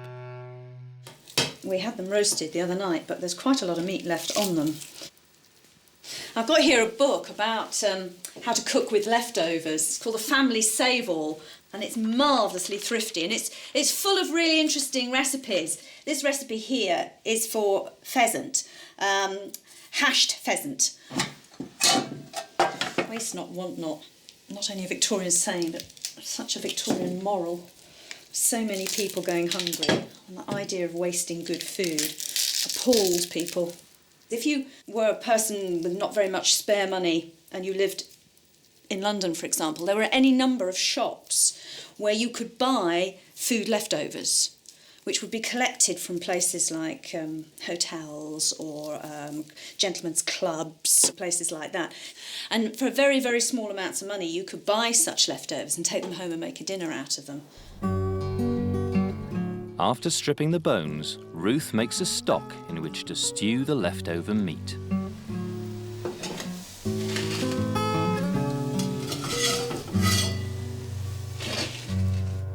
Plenty of foxmack about here anyway, so that's a good sign.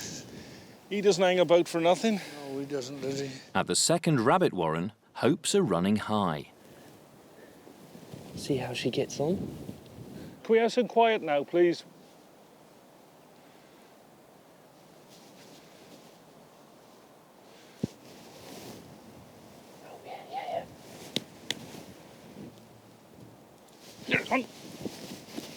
Don't leave it, leave it. Dispatch with it, or Doug will? Leave it, leave it, leave it. Simple case.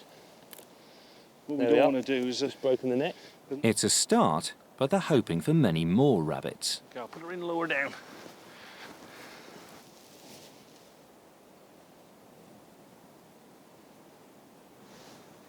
There he is, Dad.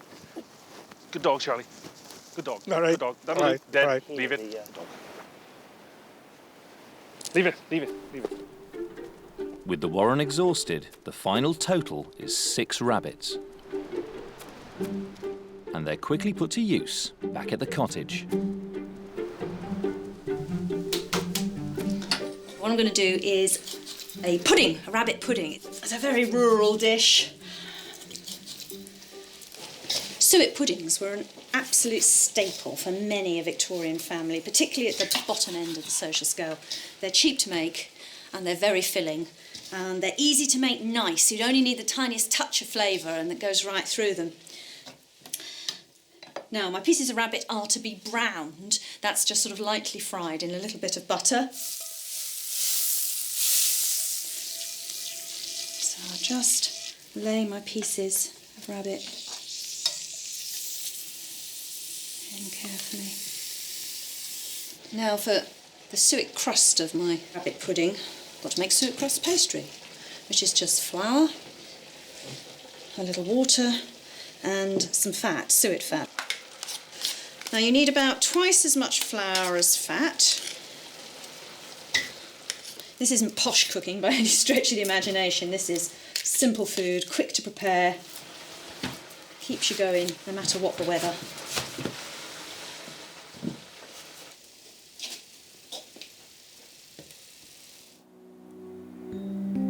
sheep field, one of the pregnant ewes is showing signs of distress. The boys have decided they must intervene. Come in there. Yeah. Go that side of you.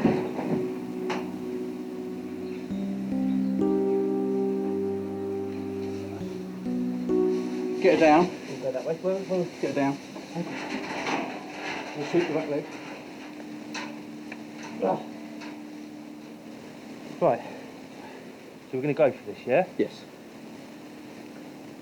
We've got some feet there. Feel your fingers. Look away. How about, is it in the right alignment? It is, yeah. The head. Yeah. I can feel the jaw. Okay. See these fingers, where my fingers are? Yeah. We're closing, I can feel the jaw there. So it's good. It's very well presented.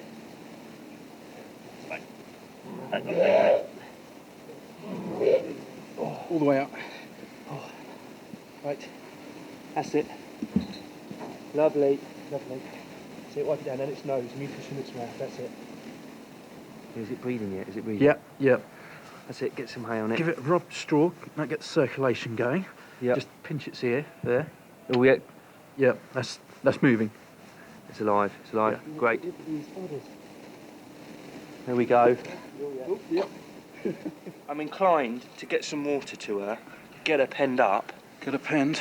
And then just sort of we'll monitor overnight, yeah? Well, sit here for an hour and a half, a couple of hours. Just to make sure she's all right. And to make sure this one gets at the teats. Yeah. You think, yeah? Yeah. Look, she's trying to stand up as well. That's all good. That's a great sign, to be honest. A great sign. Right. I mean, now she's sitting here, and they're both doing fine. I'm really glad we did it. Yeah, I think we made the right call. I think we did. Look at that. Look at them. Look at that. I think she's going to try and stand up now. So, time for me to make my exit. Mind your hands. Thank you, Peter. That was quite something. That really was quite something.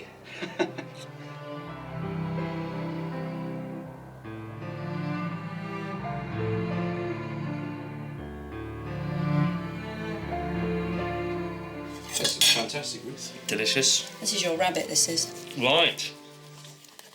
I'm drooling over your dinner here. Leftover pheasant. Leftover pheasants. That's very nice. It's a very gamey meal. Yeah. Well, if you will keep going killing things, Yeah. you have to eat them. Take great delight in eating the pheasant because he's eating our crop. Yeah. Rabbit's nice.